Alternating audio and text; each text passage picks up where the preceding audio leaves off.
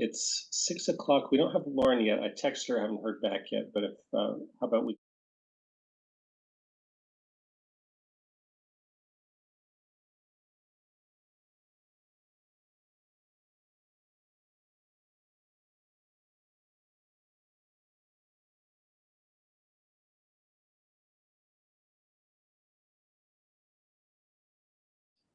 Well, if we can start the recording, please.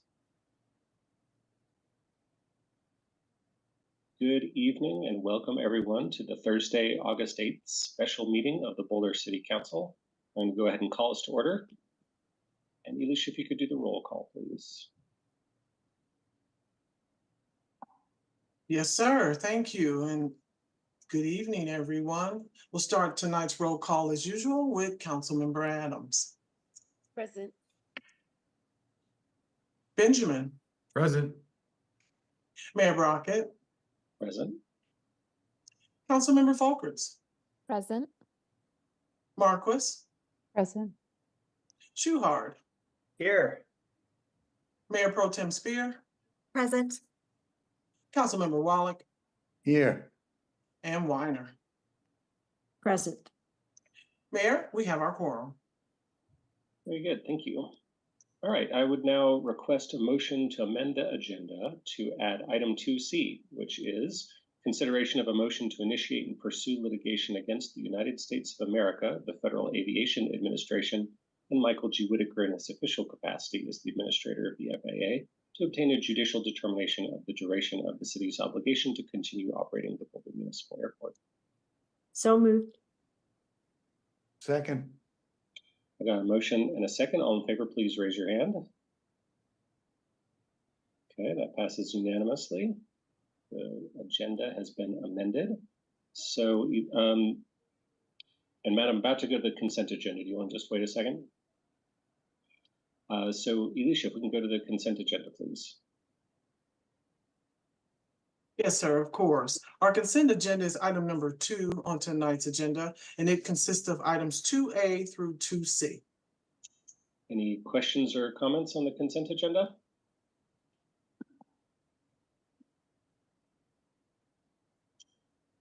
Go ahead, Matt.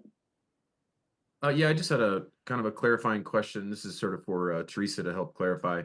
Was wondering if you could really just maybe now that the litigation is out in the public, maybe just provide a little extra context for the community as to why we're doing this and why now, because there's been a lot of questions about timing, and hopefully that's something that you could respond to that doesn't interfere with our normal sort of legal advice for the city and certainly with the city attorney's office.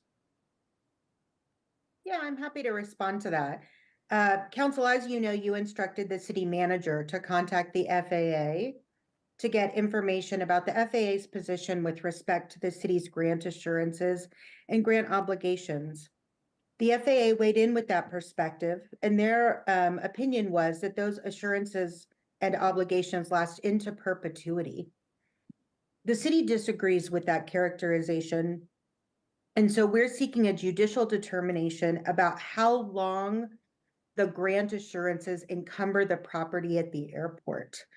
I want to be very clear that that's the only issue. Whether to close the airport or not has not been decided. And this litigation won't decide that. In fact, what it will do is clarify whether the grant obligations last into perpetuity, which will help us determine whether our land is encumbered and whether we want to make future decisions around accepting new grants or not. Is that helpful? Absolutely. I really appreciate that clarity. Just we've been getting a lot of emails and there's a lot of maybe confusion as to the why. So thank you for clarifying that, Teresa. Greatly appreciate it. Yeah, thanks so much for that, Teresa and Matt. I appreciate that. I was going to ask a similar question. So what we're doing here is seeking clarity rather than determining any particular future for the airport, correct? That's absolutely right. Great, thanks for that. Anything else on the consent agenda? Tina.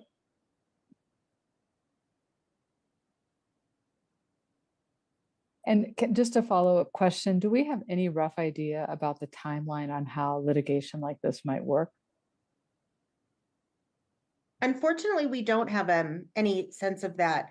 This was filed in federal court. Currently, federal courts are setting trials for 2 years or so out.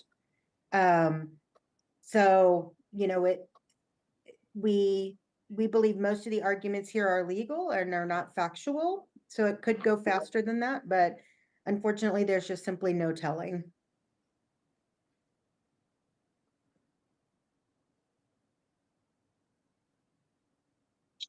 All right, not seeing anything else. Perhaps someone would offer a motion. I make a motion to pass our consent agenda. Second. We got a motion and a second. If you can do a roll call, please, Alicia. Yes, sir. Our roll call for tonight's consent agenda items 2A through 2C will begin with Councilmember Adams. Yes. Benjamin, Yes. Mayor Brockett, Yes. Councilmember Folkerts, Yes. Marquis, Yes. Shuhart, Yes.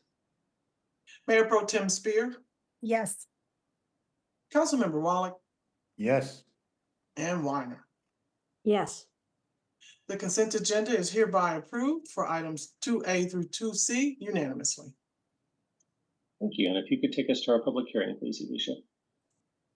All right, our public hearing is item number 3 on tonight's agenda.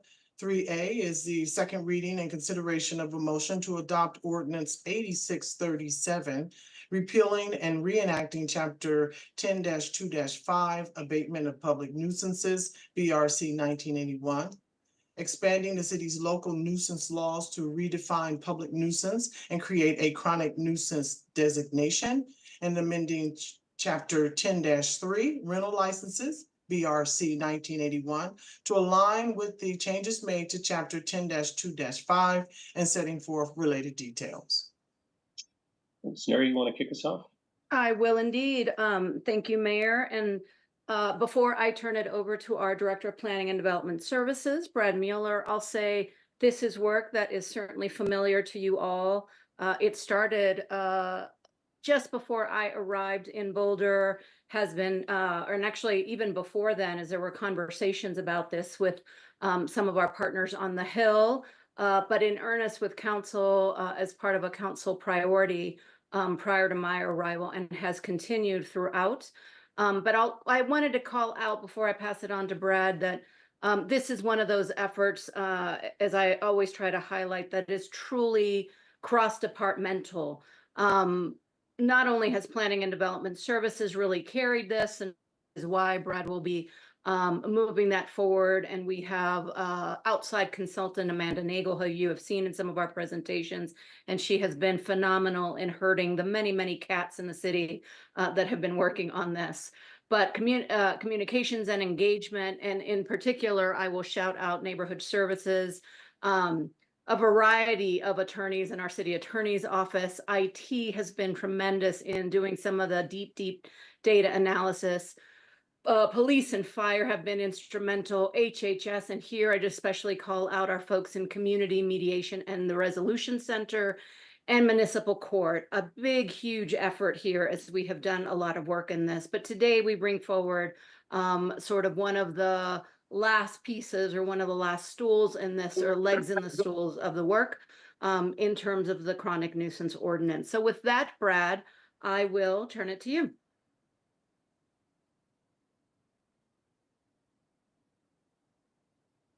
You are muted. Thank you. I'm going to go ahead and ask the clerk's office to please share, if you would, screen share. Thank you, Alicia.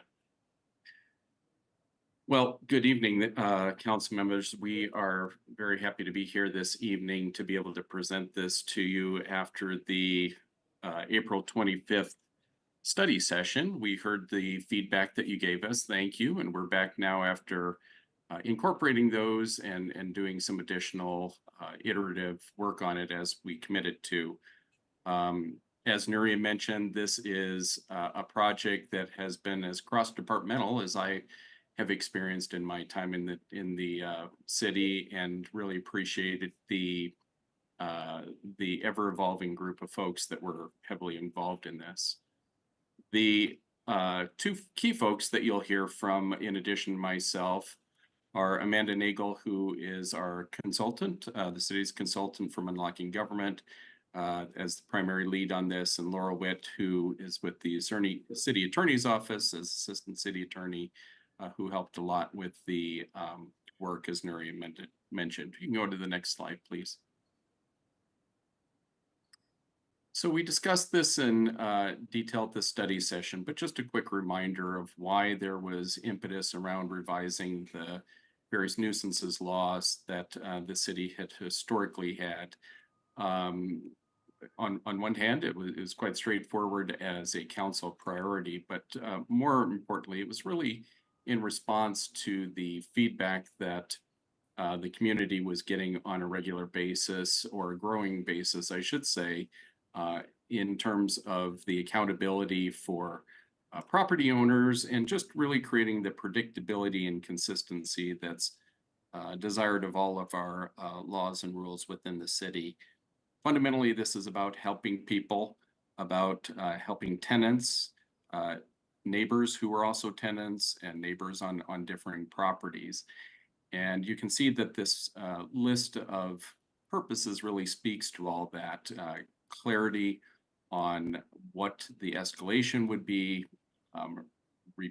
recognizing that clarity for accountability, and really taking a holistic look at the information that's available and treating it in an equitable way, rather than the somewhat random way, I guess I would say, under the current ordinance. You can move to the next slide, please. There are many ways to look at when this initiative may have started in terms of the momentum, but we'll start by going back to 2020, when there was a continuation and maybe formalization of some of the community conversation around that. The key groups that were involved at the beginning were the Hill Revitalization Working Group and the University Hill Neighborhood Association. Those groups were able to identify various nuisance behaviors and raise up the issue, which then in 2021 got more attention as a large disturbance took place on the Hill. And at that point, there was some limited data study done. CU also became a close partner in the conversations. The Boulder Area Realtor, Residential Housing Association, became involved as well, and the data collection started. In 2022, Nuria introduced to council a comprehensive work plan for all items addressing quality of life as a broader topic.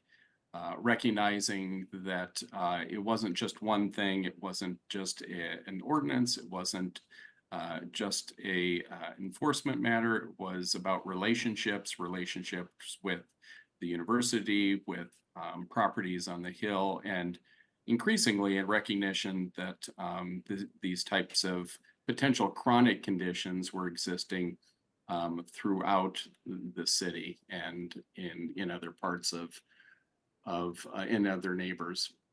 You had seen following that time work on weeds and trash ordinance, for example, the development of a landlord notification system, and other items that we talked about in greater detail at the time of the study session a couple of months ago. At that point, a work item was identified, and in 2023, we began in earnest with the work of talking to various community members and agencies.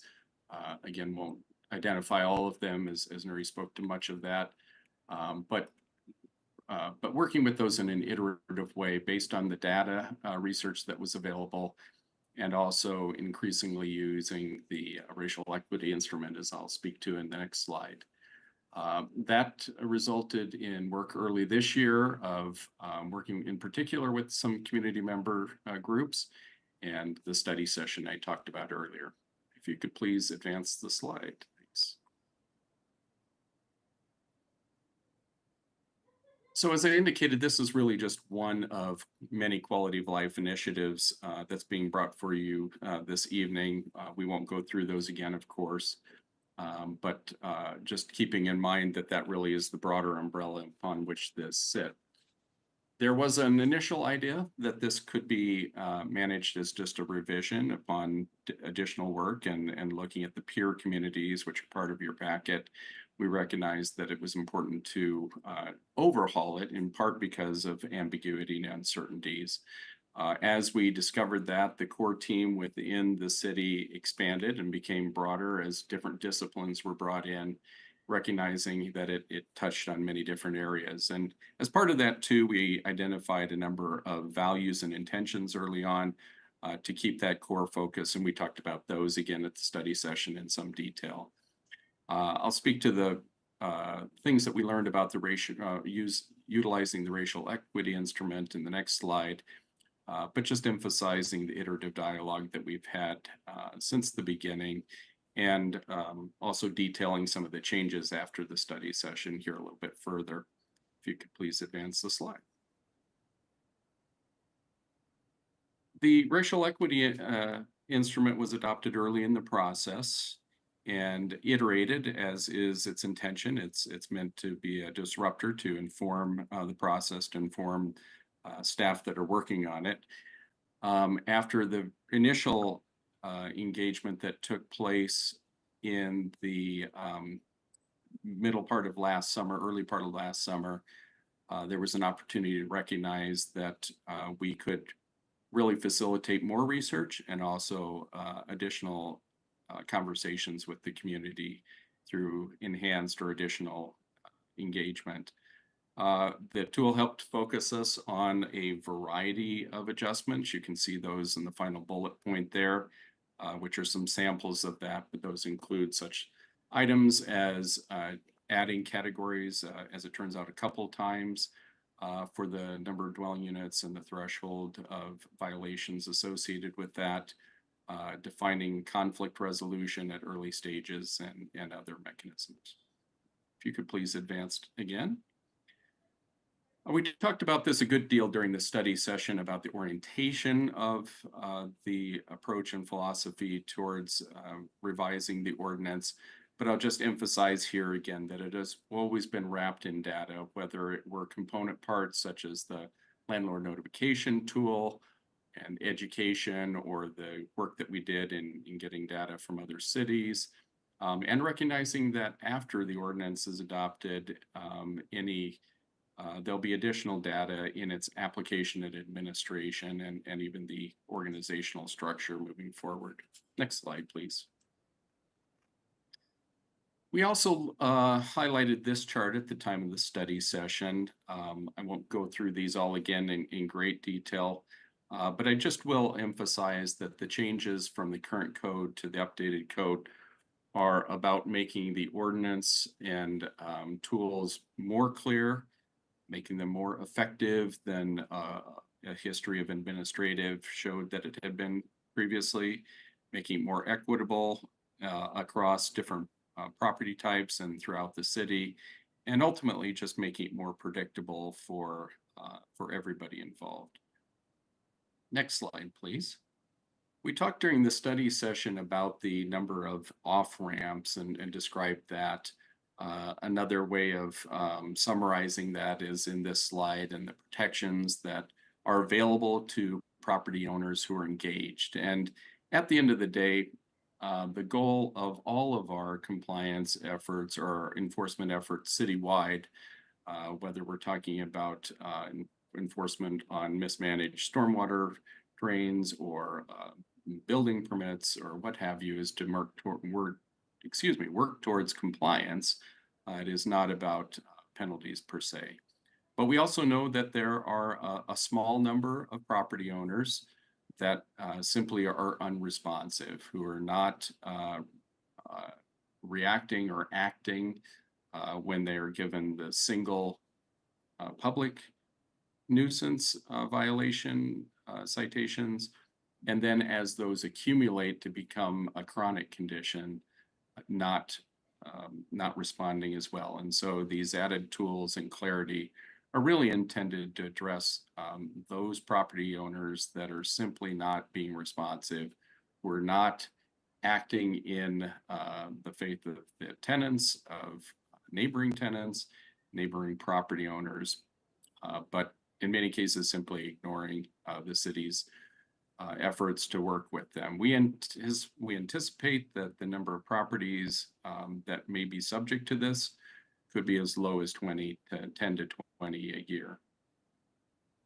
And you can see here again some of the key off-ramps for property owners, such as self-reporting and the abatement agreement, which we talked again in more detail during the study session. Next slide, please. We've highlighted engagement a couple times, but just to summarize it again, the recognition that the basis for an ordinance, a solid basis for an ordinance, is historic data, and using a sample size from the past to determine what that threshold of the highest number of violator or repeat violators is, and where that tipping point lie. So in that vein, worked to work with properties that may have historically been identified if they'd been under the current or under the proposed ordinance, and then the various groups that you see in the first bullet point, as well as engagement with CU, who was an early partner in some of these questions and conversations. There has been an ongoing project page on the website for over a year now, and again, I'll emphasize just the iterative nature of our conversations with community partners. Could advance to the next slide.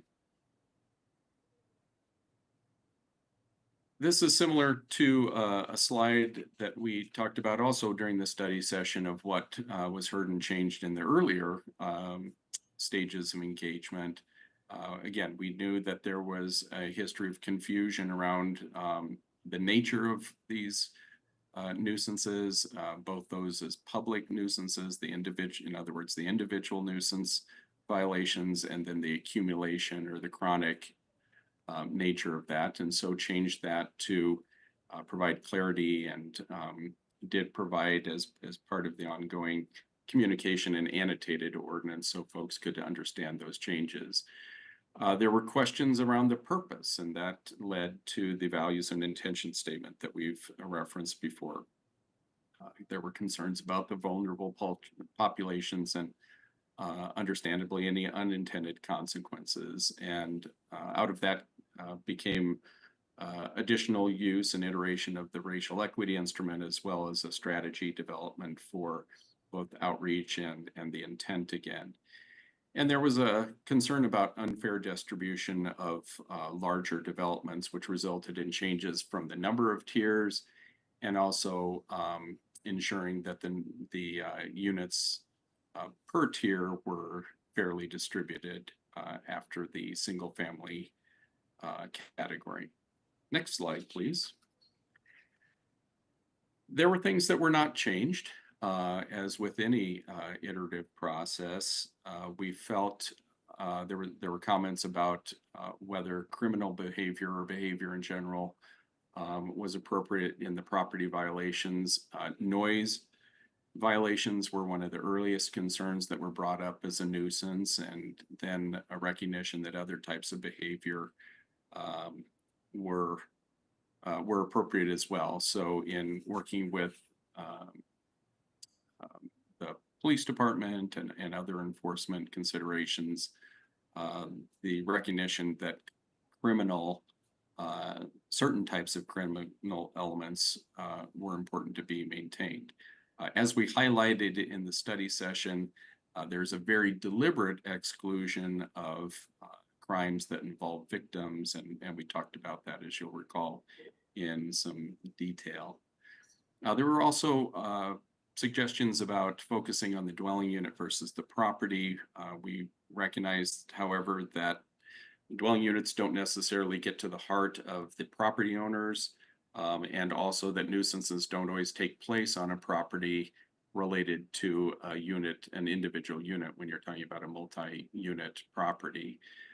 So that was not changed. And then finally, there were suggestions all along the way about exemptions or exceptions rather for certain geographies, certain types of residential, certain classifications of residential, those types of things. And at the end, we came back to our guiding philosophy of wanting to have equity across the application to all property owners. We did hear from the attorney's office that that there may be some untested legal vulnerability about making exceptions for any various types of either geographies or building types. And ultimately, we recognize too that the intent behind the ordinance updates is to protect all property occupants, not just some in certain properties. So that was not changed as well. Next slide, please. There are two slides here that really speak very directly to the different iterations and changes since the study session, both in response to the feedback we received at the session and the additional engagement that we committed to afterwards. These are fairly detailed, but reflect changes since the ordinance that you saw at that time. And they include updating the legislative intent language at the beginning to make sure that the intent is around those particularly egregious situations. We also recognize that the abatement agreements could include terms such as reasonable out of respect for concerns from property owners who wanted to make sure that the city was being reasonable in working with them on those agreements. Again, I referenced the crime victims exemption that was always part of the ordinance, but also now expanding it to recognize that there are other property or other non-residents that are still regularly on larger properties, such as the owner or the operator of the parcel. We also heard feedback about what was a preferred timeline or time frame for the ordinance, particularly as a nod towards the student population, and changed the definition of year to be the August start time. Next slide. And continuing on, some property interests shared that there is a document called a demand for compliance that they're able to use to bring legal notice to a tenant that there may need to be a change in their occupancy there, and we were able to add that as a defense option as a remedy in an abatement agreement. There was also an additional defense along those same lines for owners who are already having in place a affidavit of trespass. There was some question about the nature of a violation in the clause related to violations that are unaddressed, and so the term outstanding was added just for clarity there. That is outstanding unaddressed violations. And then finally, and maybe most significantly, was adding an additional threshold or tier rather for the thresholds required for the number of violations. So adding that in is detailed in your memo. Next slide, please. So where does that bring us tonight? Obviously, we're coming forward with a recommendation to adopt the ordinance. If council does so choose to adopt it, we recognize that the real work begins of implementing the ordinance, and that starts with an education strategy. We will have opportunities through the administration and operations element to refine some of our processes. But as a key element, we've really learned the benefit and plan to continue the coordination across departments for all types of enforcement actions so that there's a good coordination and recognition of the work. we are happy to provide a check-in with council after 18 months, and so are committing to that as well. Next slide, please. With that, the recommendation is for approval, and you can see on the slide here the suggested motion, which is also in your packet. So that concludes our presentation, and we've got a group of folks, the large group of staff that have worked on this to help answer questions, which we're happy to do at this time. Thank you. Great. Brad, thanks so much for that very well done presentation and excellent explanation. So why don't we do clarifying questions now, then we'll go to the public hearing, and then we'll go back to council for discussion. So any clarifying questions from council members? I got Mark and then Nicole. Yeah, just a couple. With respect to the demand for compliance, is there any follow-up to determine that those, that the compliance has actually been achieved? Or is the demand for compliance document itself going to be satisfactory? I might ask Laurel to help me answer that question, Laurel Witt. But I would say my understanding of the demand for compliance, again, is a tool that the property owner is able to use. We would have identified different or the same violations, and those would still be accountable under the enforcement actions that the city is taking. But I turn to Laurel for any elaboration on that. Sure, happy to. Thanks, Brad. Good evening, council. My name is Laura Wood. I'm with the city attorney's office. We did add in some language around this concern in the ordinance. And I'm just going to say the number for the record, but it's 10.2.517. So the defense comes into place if they post this demand and then whether or not the nuisance has been abated within 30 days. So that's the piece that's also tied with the demand. They post the demand and it has to be abated for it to be a true defense.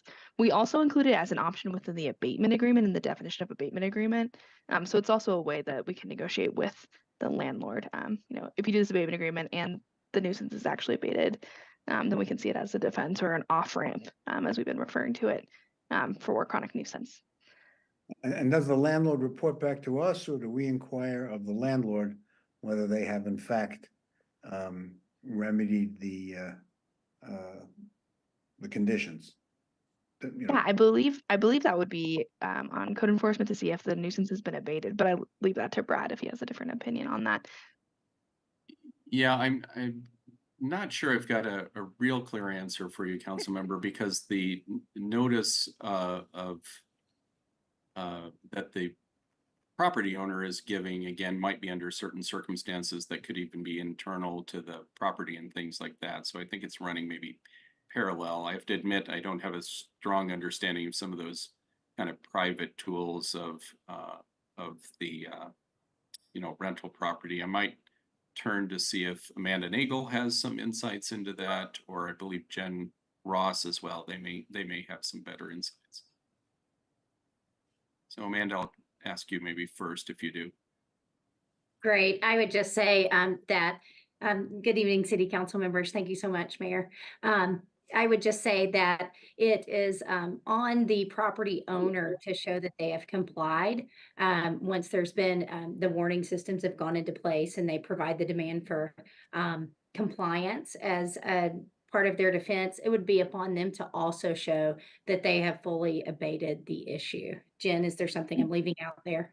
Except, Amanda, can you also introduce yourself and your role? Oh, I'm so sorry. I'm Amanda Nagel with Unlocking Government and have been a consultant on this project as well as the series of quality of life improvement projects that we've done over the last 3 years. Pleasure to serve you guys. And then Jen, you had your hand up?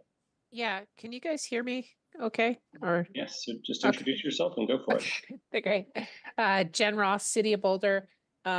I run the Code Compliance Division for Planning and Development Services, and our code compliance case for chronic nuisance wouldn't close until the abatement agreement is satisfied, the demand for compliance portion of that is satisfied, and we consider the property actually in compliance.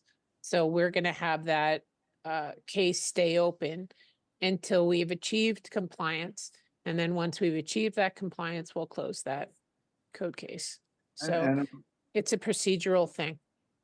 okay, and are all of the, under the compliance agreement, are all of the violations intended to be remedied, or is, at some point, if they drop below the threshold for chronic nuisance designation, can somebody just cure 7 out of 10 and let the rest go?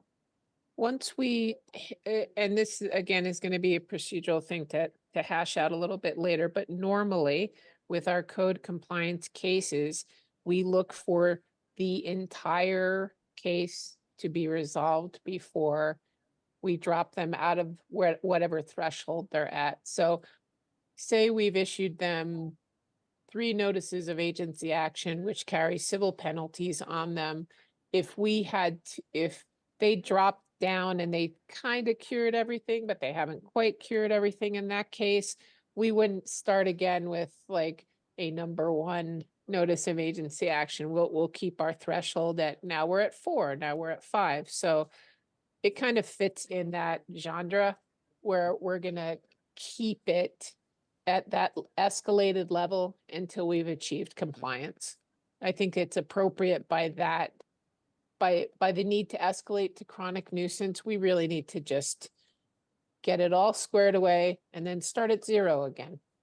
Okay, and I note that in terms of the conditions we can impose, I guess this is part of the agreement to remedy. We've qualified it with the words reasonable and legally enforceable. And I understand legally enforceable, that's not problematic to me. But the definition of what constitutes reasonableness has probably been the subject of more litigation than almost anything else in the field of law. So do you have any concerns about the sort of the fuzziness of that term? So certainly happy to have Jen voice in on that as well. And Yeah. I'll just point out, we also have Chris Reynolds here with the Mhm. prosecution team, who might be able to speak to that as well. Yeah, and I'd probably defer to Chris a little bit on the reasonable, because we do look to our court systems. We do look to our city attorneys to help us if we're getting into that fuzzy area of reasonable. However, I consider our business practices already reasonable. So I would hope to keep us in that same lane of reasonableness, thinking outside the box. Let's get this into compliance. Let's make this work out for everybody, kind of like path, I Okay. guess. At the end of the day, I'm fine with it. If it turns out not to be workable, we can always revisit it at a later time and tighten the language. So those are my questions, and thank you. Appreciate it. Thanks, Mark. And we got lots of hands up, so let's see if we can move through these pretty quickly. We've got Nicole, Matt, Taisha, Tara, Ryan. Thank you. And my questions are for staff related. They're also related to the hotlines that came out today. Is this an okay time to ask those questions, Erin? Please do. Okay, great. Thank you. And I'm going to save my comments and praise. So, staff, I see, Brad, you use the racial equity instrument throughout, used it repeatedly to make sure that we were going to get feedback from a lot of different groups, especially those most impacted. And I haven't seen any feedback from all the groups identified for engagement via that instrument in relation to some of these some of the changes, especially around exemption, that have come in. So for example, the connectors and residents, CU groups, tenant advisory committee, have we heard from them in the past few weeks about some of those stuff up for discussion? And were there any changes that they wanted that, have not been put out via hotline or anything like that? And just, do we know how they feel about where we are at? Thank you for the question, Councilmember. Just so I understand it, are you asking if some of the groups that were, well, I will say all of the groups to some extent were engaged in the context of the racial equity instrument. Are you asking if there were specific responses to that relative to the more recent exemption discussion? I want to make sure. Correct. Yeah, because I mean, we heard like we got, you know, a letter from BHP Right. that was signed by some of those groups and things, but I don't think I've seen anything from the connectors, from CU, from the tenant advisory committee. And I'm just wondering if that's because they haven't Yes. given us anything, or if we just haven't had a chance to weigh in. They've been engaged, or representatives of them have been engaged along the way. I will say that BHP is actually representing a larger continuing of housing interests. So in that context, they are, but CU and the Tenant Advisory Committee specifically have not reacted to that about exclusions of properties or housing types. But they would be plugged in enough to be aware of those discussions, yes.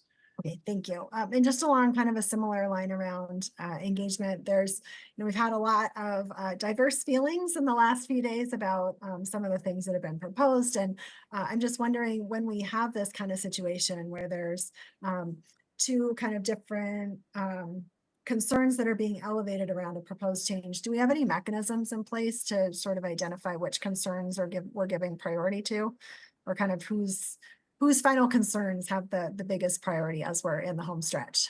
Sure. That is the charge of staff, is to try to bring forward both the staff recommendation as informed by that ongoing dialogue, but also to provide, you know, recommendation. We also recognize, though, that some of those discussions will play out in a public hearing such as this. We are happy to, you know, continue to give our perspective on any of those final questions that come forward. I do see that Brenda Rittenauer is joining us as well, and might have some thoughts that maybe tie your two questions together. I'll just add to what Brad just If you mentioned. could introduce yourself, Brenda. Oh, sorry, Brenda Rittenauer with Communication and Engagement, one of our community engagement managers for the city.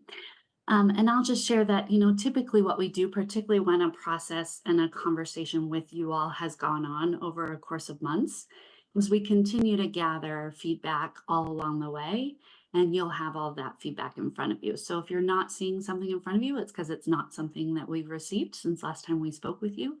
And what we like to do is just make sure that you're aware of all of the feedback that we've gotten. Staff will come forward with their recommendation to you, but we do always try and make sure you're aware of everything we're hearing so that you can weigh that as you consider your decision tonight. Thank you. I appreciate that clarification. And then I've just got a couple more. So around this, one of the things that I've heard come out as an area of concern, and why some folks would like us to consider something around exemption, is because there's a concern that, you know, if council changes, if city management changes, folks who are not intended to get caught up in this ordinance may get caught up in this ordinance. And I guess my question is the reverse also true? So if we put forward some type of exemption or a special category for certain types of property owners, what happens if those folks change and staff at these organizations transition and they don't really want to work with the city anymore? What happens, you know, if we get a company like Blackstone or something that's a little more concerned with profits than people, they take over? Do we have any means to bring them to the table for problem solving if we've exempted them along the way? Brad, you're muted. There you go. I think it's a good observation, council member, and I think part of the reason that we've really tried to stick to our guiding star of treating properties across the city, not just in certain neighborhoods, and across property types, ownership and rental, for example, but also large, small, and medium without exception. We respect and understand that some of the administrative responsibilities that we've say are reflected in the city's values and intentions around this. Some aspects of that are kind of a trust me nature. But as has been pointed out, that you know, we as the city people can change, but your observation is absolutely right, that part of the reason is holding, you know, bad actors, quote unquote, to accountability, and those too can change, and that could include any properties if they were to be accepted. And I would anticipate then there would be a challenge because we'd be under ordinance change to treat them differently. One thing that we haven't highlighted in great detail in the current code, but is there is actually an exemption carved out for a neighborhood in South Boulder because of it being historically a student neighborhood, and that just seemed patently inconsistent with council's current values about treating all parts of the city and all properties similarly.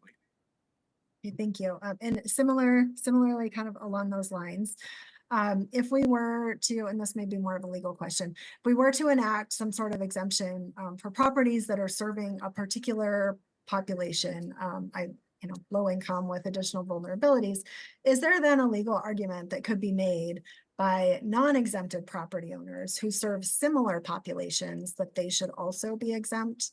Like, do we sort of put ourselves at risk of being accused of not treating property owners equally based on the populations they're serving? Because I think there are certainly some lower income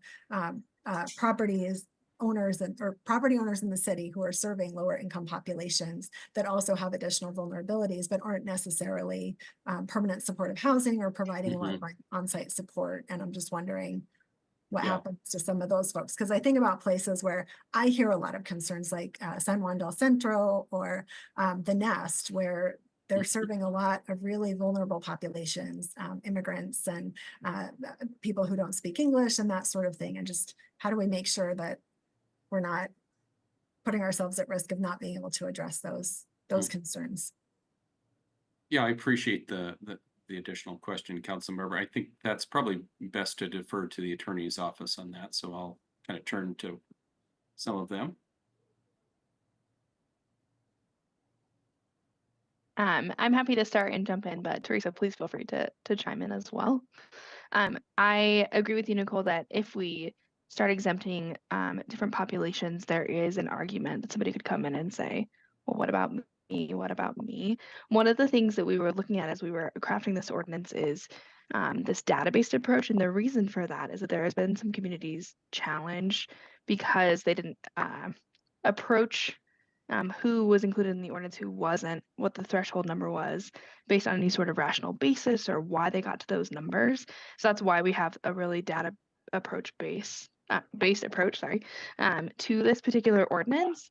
And the same thing would be true of exemptions as well. If we don't have like a rational basis, like what is the argument for excluding or including those folks? And maybe there is one, I'm not saying that. And then there's also this slippery slope argument, which I know all of you have heard before, but how many exemptions do we do? When is it enough? How many are there, right? If we exclude permanently supportive housing, as you were mentioning, what about those who are in different communities throughout? Like, how far does it go? So there's definitely that, and somebody who isn't excluded but wanted to be could challenge us. Maybe somebody who works or is in a market rate housing could challenge us. So it does open us up to vulnerabilities. Okay, thank you.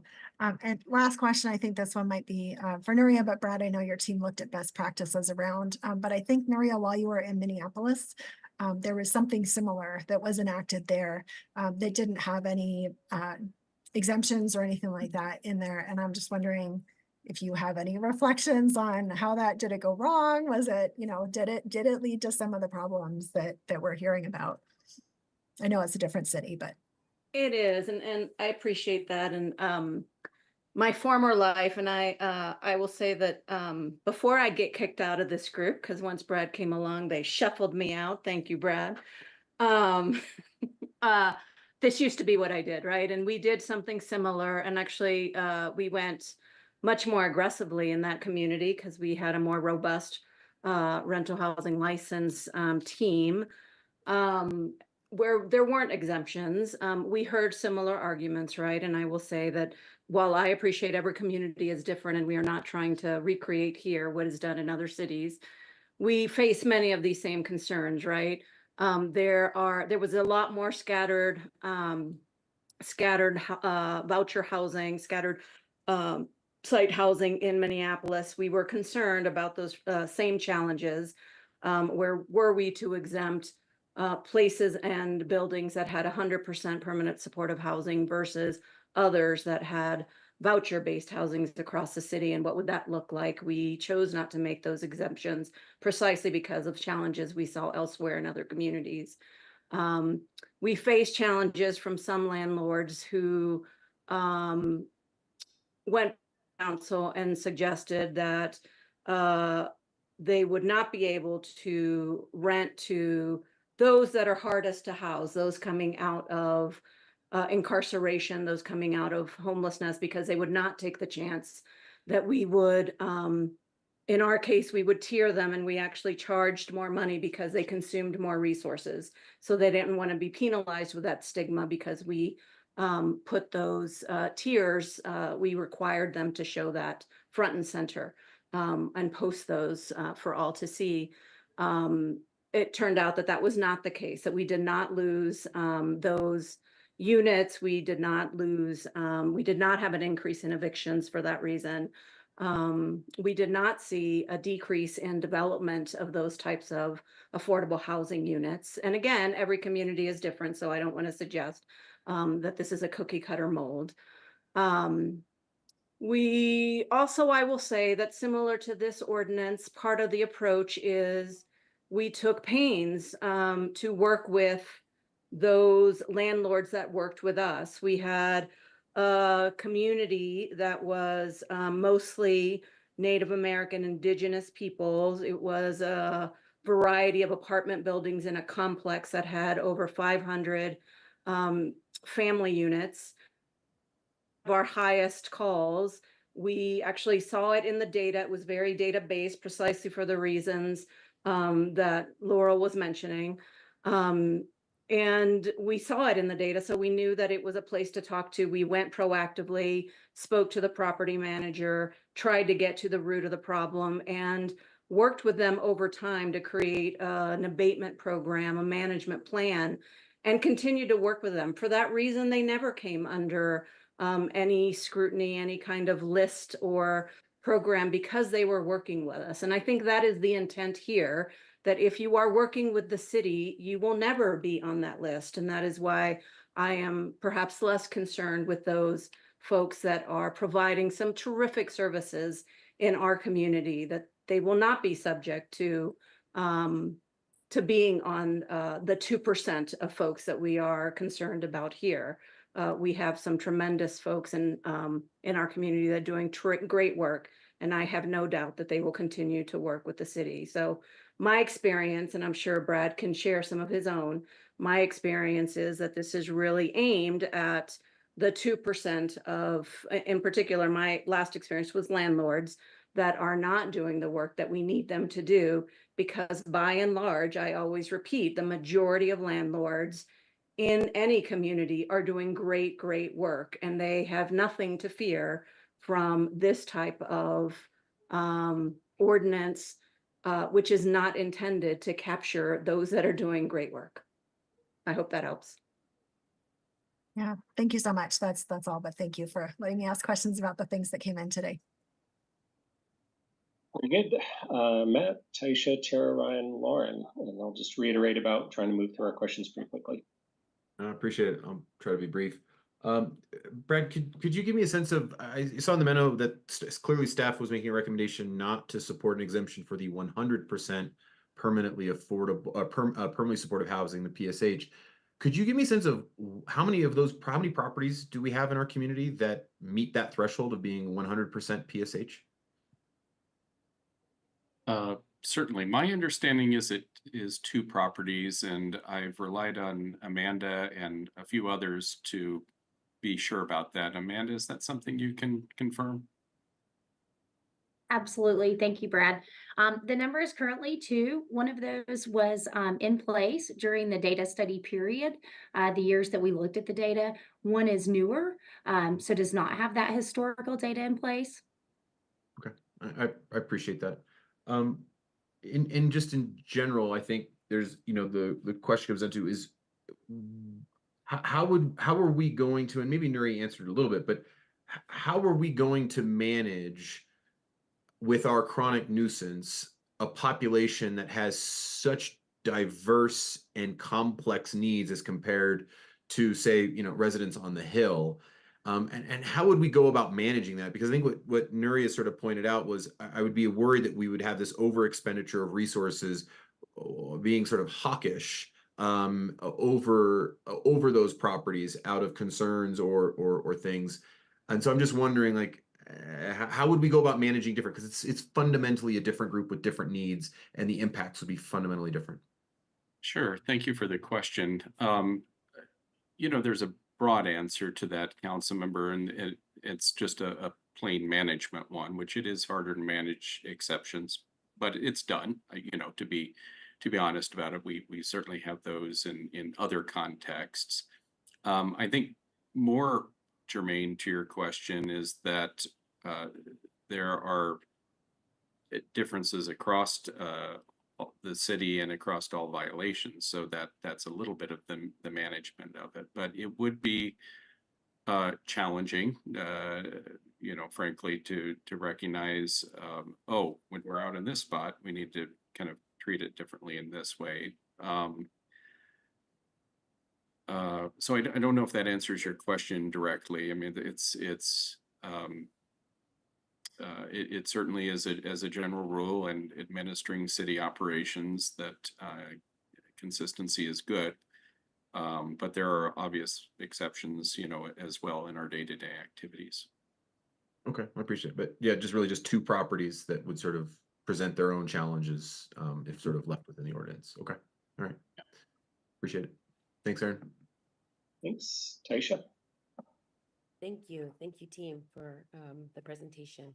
I just had one question around the 18-month check-in. I was curious if there had been discussions of sharing some data points earlier, for example, like the number of open cases, the number of repeat offenders. Jen mentioned that there are different stages in the process. So again, I think there are several data points that could be identified, but I was just curious if there had been conversations around that and kind of how you landed at that 18-month check-in spot. Yeah, certainly. Thank you for the question, Councilmember Adams. The 18-month really is in recognition that this is a year's worth of accumulated violations. So, acknowledging that it's going to take a couple months to get the first couple of violations recorded and get them in a system and that type of thing, and that it would take up to 12 months for that even to be the chronic nature of the chronic nuisance ordinance to be relevant. 18 months seemed like a reasonable check-in. Iterative stages along the way really represents our day-to-day operations on the public nuisances and the individual nuisances, and there are certainly statistics that we could share, in that context. And then those are the ones, leading up to the chronic. So Okay. we're always happy to share that information, which is public data, and maybe even summarize it. But that's where the 18-month concept came into play. Okay, so I just wanted to clarify that there wasn't anything specific that prevented us getting information sooner than that. Oh, absolutely not. And, Okay, we're always happy Thank to you. provide information. Yeah. Appreciate that. That's it for me. Thanks. Thank you. Tara? Two quick questions. The first one is about a letter we got from a property owner in regards to require versus may. Do you know that letter I'm talking about, Brad?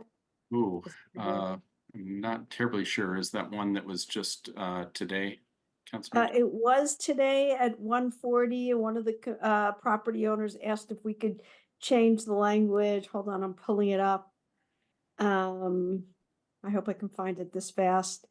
Using the term will versus the term require or may. I will defer to the attorney's office. I believe that those words have the same effect in a legal context, but Laurel, is that something you can speak to? I do remember Yeah. the email now. Councilmember, was your question about whether we could honor that Well, request? whether you thought that was possible, and also a good idea.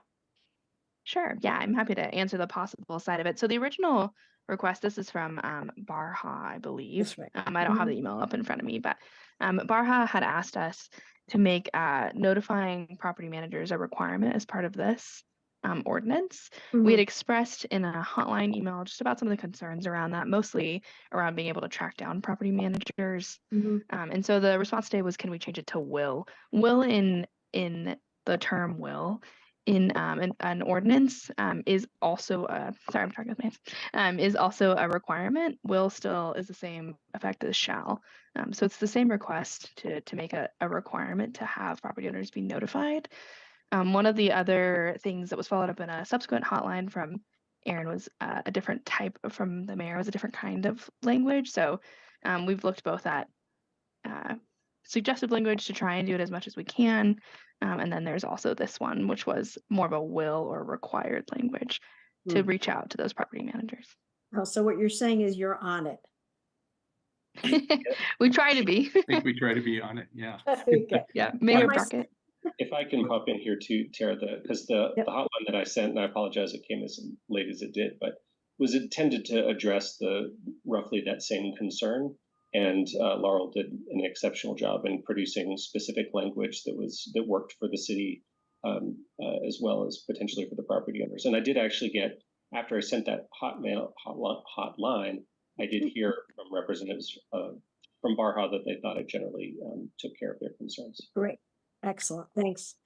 The second thing is in regards to my hotline, and that is we can talk about it later, but at some point, and this probably will be during our discussion, I wanted to ask what staff thought about that. But it could be, Aaron, that this should happen after the public hearing. I mean, I think you can ask a question now. I think that counts as a clarifying question. Okay. Can you weigh in on, did you get to read my hotline, Brad? And can you weigh in on your thoughts on that new category for the 100% permanently affordable housing? Yes. Which is only two properties, as we know. Right. Council member, thanks. And I do recall your hotline. I think it gets to the broader conversation we had regarding any exemptions. And so our staff concerns still are there. Again, we recognize council's rights and potential in this regard, but our recommendation at this point is to treat all properties equally. Thanks so much. Thanks, Ryan, then Lauren. Thanks, Aaron. Brad, thanks to you and the team for working on this for so long, and there's so much here. And I just have one question, picking up on the request to consider exemptions for permanently supported housing. And forgive me because this might be a very basic question, but I'm trying to understand what are the types of violations that the permanently supported housing that everybody would be responsible for. And I know on the slides earlier, there was some of the obvious things that had started from the Hill, external facing things, weeds, trash, snow, things that are exterior. Those things are mentioned in the memo on page 99. But I also, in reading through the memo, kind of feel like it's broader than that. And if I just sort of read it literally, what I take as the thesis statement is, it includes violation of any state law or city code with a couple of exceptions, which are crimes against people and basically traffic violations. And if I read that right, more or less, then there's a lot in there still that to me feels like it's beyond what I would normally think of as a nuisance. Just for example, if somebody were charged with possession of a controlled substance and nobody ever knew about that, it would just happen quietly. From what I can tell, that would be considered a nuisance somehow that the property owner is responsible for. But I feel like I must be missing something because I wouldn't expect that to be in a nuisance ordinance. So can you just maybe clarify the intent? I realize you maybe can't do just restate all of the parts of the code and state statute that's included, but can you provide like a thesis statement or a statement of intent for what is a nuisance in terms of type? Yeah, thank you, Councilmember. I think the answer starts in part with the definition of nuisance, public nuisance and chronic nuisance that's in the definitions section of the code. I think a critical kind of starting point too for understanding is that the scope that's defined in the update is essentially the same as what the current code is. But we did have discussions around that, and I'll maybe ping a large group here because we certainly did want to make sure we had robust conversation about that, even up to and including our the intent document that we shared with you. So I'll kind of look towards Chris and Laurel and Amanda, maybe our representatives from police on the call as well. They can kind of ping between themselves to help round out the answer. Thanks, Brad. I could take this one. And good evening, Council. Chris Reynolds with the Boulder City Attorney's Office. I supervise prosecution, and thank you for this question. So you're right that the definition of public nuisance, it is decently broad to include violations of the Boulder Revised Code, public health code violations, and then state law. There are some exceptions, such as we're not going to count a public nuisance if there's somebody the victim of crime or traffic violations. And really what this ordinance update is about, it's not about singular violations of the law, like one count of possessing illegal drugs or something like that at a location. It's about properties, real properties that are associated with multiple violations over a period of time that impact the neighborhood. Under the definition of public nuisance in the ordinance, it requires us to show that that there is an impact on the community in terms of public welfare and safety. And so it's not really about that singular violation that you gave as a hypothetical, but if there is a property that meets the definition of chronic nuisance based on its size and the number, that's going to have an impact on the neighborhood. And this is just another tool in the enforcement toolbox for the city to use to try to reduce the overall number of public nuisances, because perhaps we're going to want to take action against a property that over time we can show has multiple violations of the law that fit the definition. So I hope that provides some good kind of context to the intent of this. Thanks, Chris. Just if I could follow up then. So I'm really trying to sort through this idea of an exclusion and look at it from the view of the property owner, say one of the permanently supportive housing providers. It makes sense to me that they should be accountable for a lot of what I would normally think of as nuisance items. But I guess I'm going back to this example of, imagine somebody is they're a renter, they're staying there, they're charged with possession of a controlled substance. Is that, so I understand this is about the accumulation of these things over time. So does that, if this happens quietly, the neighbors don't know about it, but they're just charged, is that a part of the scope? So that if that happens 3 times or 4 times, that is something that the property manager is responsible for. So, and Chris, please feel free to chime in as well, or Laurel, but I think that gets Councilmember to the heart of, again, the definition, which really speaks to it annoying others in the community. That's kind of one of the thresholds. If it's quiet, it wouldn't be reported. If it's even charged quietly, that's not going to be a nuisance to somebody.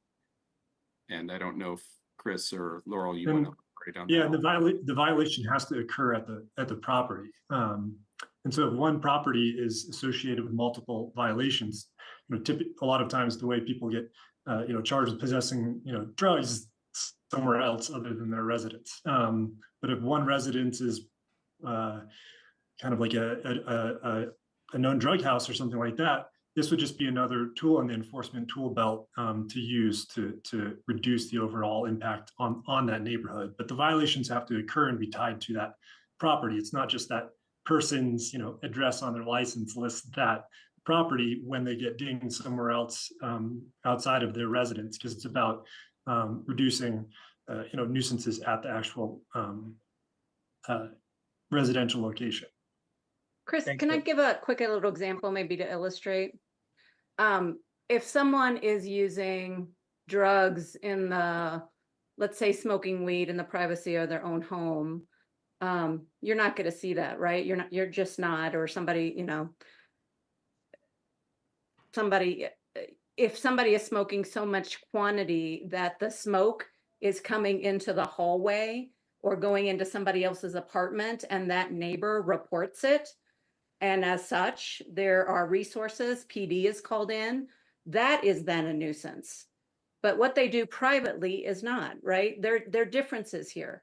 So somebody who's individually, who may get arrested individually, that is not by itself a nuisance. It's when it impinges on other people and something is reported that is going to be an issue. Got it. Okay, so thanks for the qualifier. Now I understand it does include about annoying or bothering other people in some way beyond just infracting state law or city law. Okay. I think that's all I have. Thank you very much. Thanks, Lauren. Thank you. And thank you for that whole line of questioning. I found that really informative. In our memo, one of the things that it says is that when considering a potential chronic nuisance designation, individual violations will be carefully reviewed through existing established investigative processes to help ensure protection of Boulder's most vulnerable while still holding accountable landlords and residents that are negligent and refuse to effectively communicate. Could you just provide a little more detail about what that review process looks like and who is going to be doing that review process? As it's currently envisioned, and of course, this is subject to operational changes, administrative changes, but as currently envisioned, the Code Compliance Division within our Department of Planning and Development Services would be the one, managing violations from across the city organization that qualify.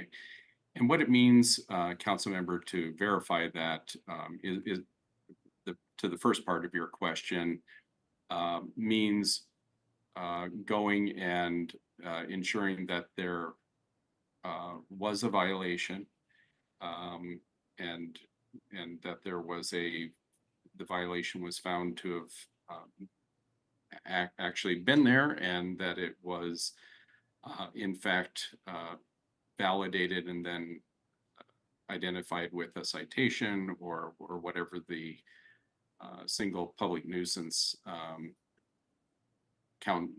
consequences for that. So that's kind of the baseline aspect of clarifying that. And then the contextual one, and this gets a little bit more to the different populations, is it a property owner with whom is willing to work with us? And again, that whether that's an individual owner occupied property or a rental property,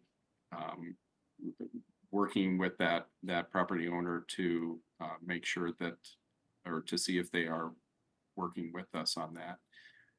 We recognize that that there are going to be different circumstances for different properties, and one of the guiding principles of enforcement overall and recognition is the difference between treating property owners equitably versus equally. And we know that while every property at the end of the day needs to come into compliance through whatever mechanisms, and that those can differ quite a bit from property to property, there is still a requirement that they be treated equitably, and the requirement to ultimately resolve those violations, but they don't necessarily get treated equally in terms of the time frame or the mechanism for resolution, that type of thing.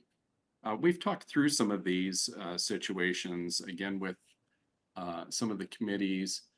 I would turn to some of the others on the team, Brenda, Elizabeth, Amanda, who might have some specific examples they could share. And if not, that's okay too. I don't, As the camera closed.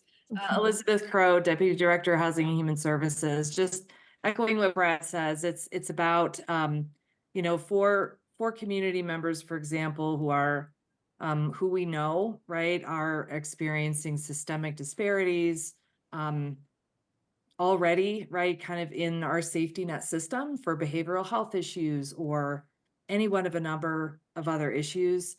If we already are working with that community member, if we're already working with a landlord or property owner, if they're already participating in some of the programs that we offer, and several of them are mentioned in the memo, that's a very different response, right, than we might make to, you know, another property where a landlord or a tenant is just not engaged and doesn't seem to want to be.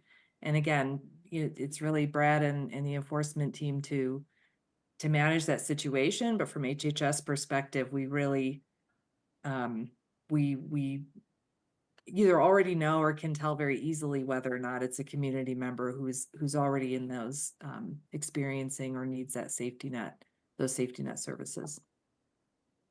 Thank you, Elizabeth. And I'll just piggyback on her comments real quick, just to emphasize a point I made earlier about this being cross-departmental. So, you know, while there will be a point person or point department rather, we have a very clear understanding and expectation of working with each other on those, including housing and human services and police and others.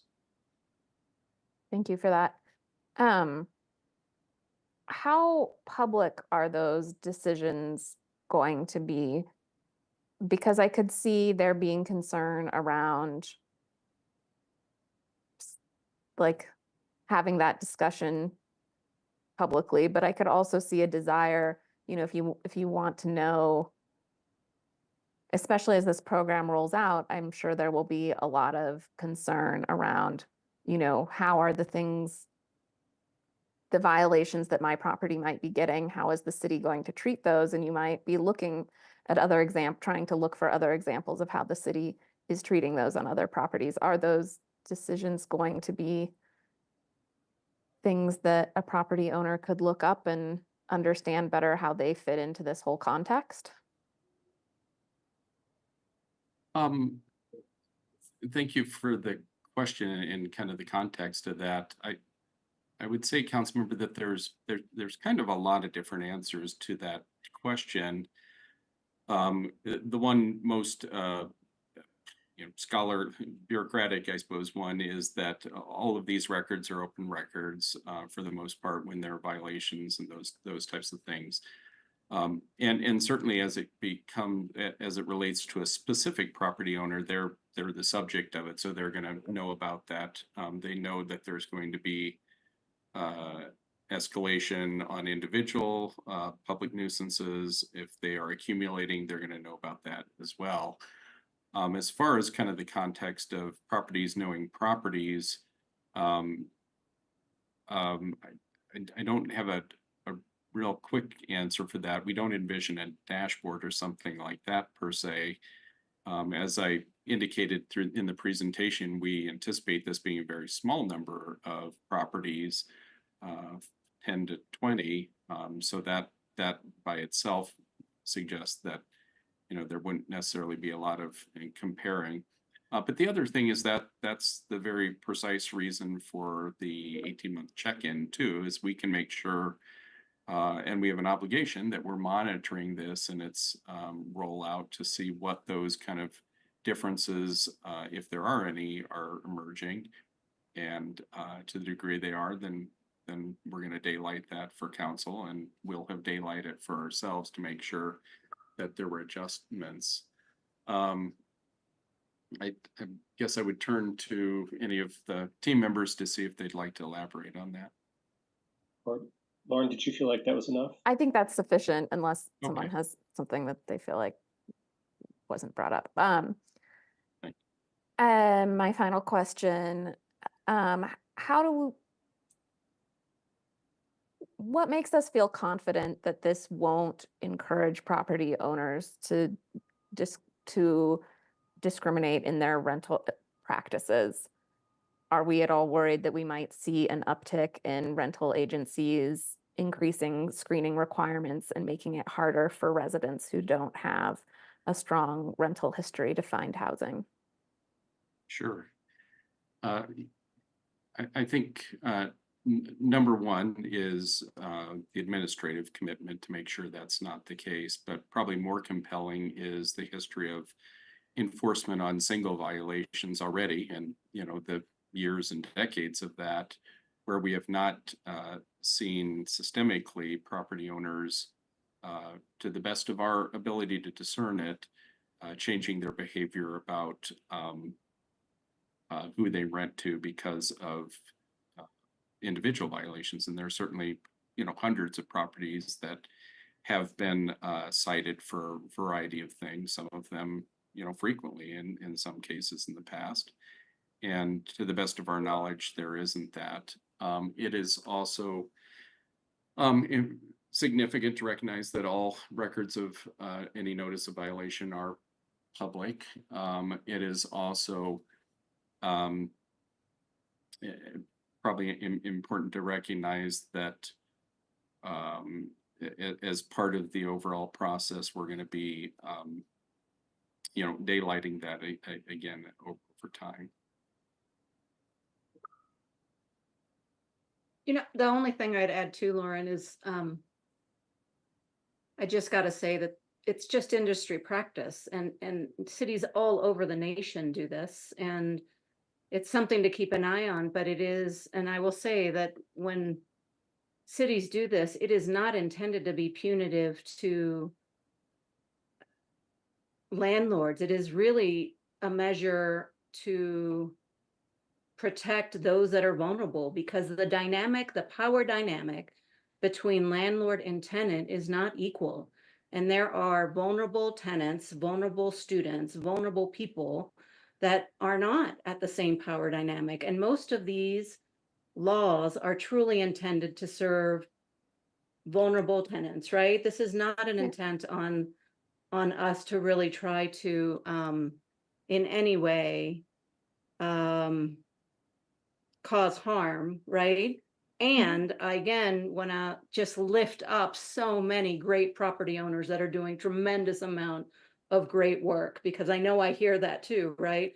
That this is not meant to demonize great property owners and landlords that are doing terrific things in community. But when you see this across the nation, you just don't see what you're concerned about. And I get it, right? But the reality is that industry practice tells us that this is not something that causes the kind of concern that you're mentioning, because it really is a tool that is aimed to address a different kind of problem, not intended to hinder good tenant-landlord relationships.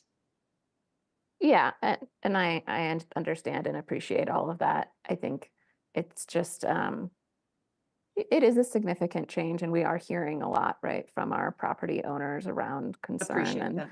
And yeah, I do appreciate the tenant protection aspect of this, for sure. Thank you. All right, I think we've gotten through the questions, so let's go ahead and move to the public hearing. Elisha, can you share the public participation guidelines before we start that, please?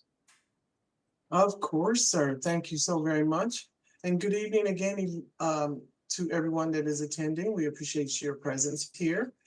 I will now go over the public participation at city council meetings. The city has engaged with community members to co-create a vision for productive and meaningful and inclusive civic conversations. This vision supports a physical and emotional safety for community members, staff, and council, as well as democracy for people of all ages, identities, lived experiences, and political perspectives. For more information about this vision and the community engagement processes, please visit our website at bouldercolorado.gov/services/productive-atmospheres.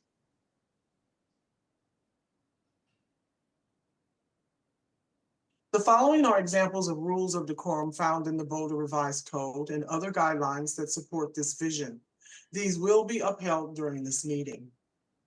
Participants are required to sign up to speak using the name they are commonly known by, and individuals must display their whole name before being allowed to speak online. Currently, only audio testimony is permitted online. Only one person is allowed to speak at a time unless an accommodation like an interpreter is required.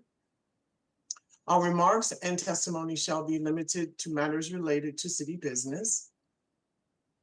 No standing in or otherwise blocking the aisles. My apologies, that one should not have been read.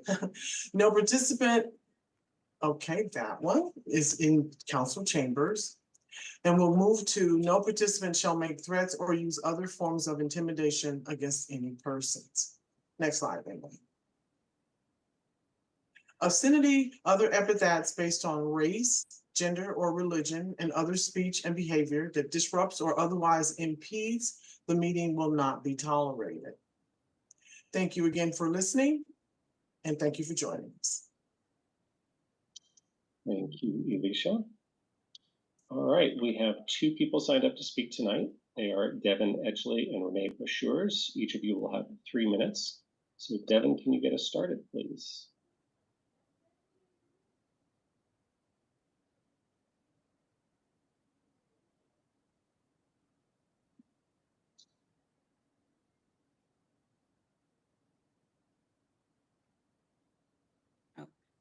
Good evening, Mayor Brockett, Mayor Pro Tem Spear, and members of Boulder City Council. My name is Devin Edgley. I am the Policy Program Specialist at the Boulder Chamber, speaking on behalf of the Chamber tonight. A special thanks to Councilmember Wallach for support and continual work on this since the riots of March 2021.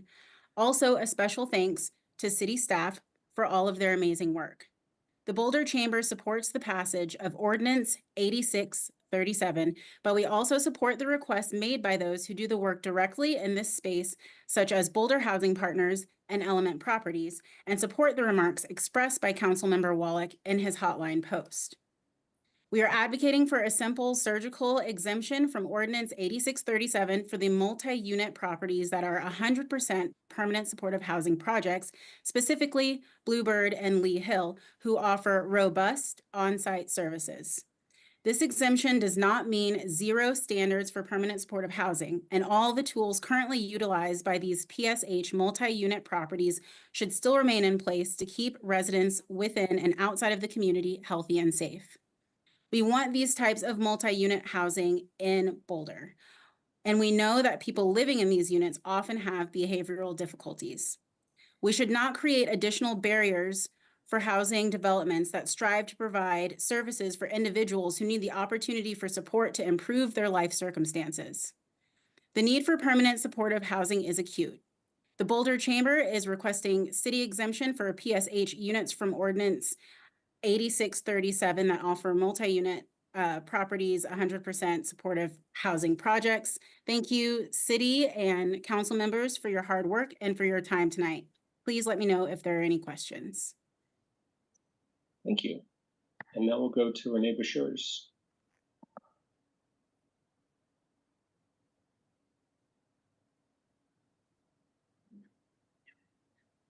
Hello, City Council members. My name is Renee Bashur. I live in Dakota Ridge. I own a business in the Holiday neighborhood, and I'm speaking today as a representative of the North Boulder Alliance. I'm speaking to express our strong opposition to excluding any properties from the nuisance ordinance. Ordinances provide a framework for local governance to help ensure that the city operates in an orderly manner, and they are there for everyone to abide by.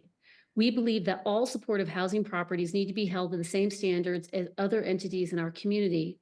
It is our understanding that city staff has spent years creating this nuisance ordinance, and that the city staff has expressed that they are against any exclusions from this ordinance because having any exclusion would be unfair to the residents who live on the property and the surrounding neighbors. So our question for anyone on council who supports the exclusion is, why are you going against the recommendations of city staff, and what measures will you put in place to protect residents and neighbors?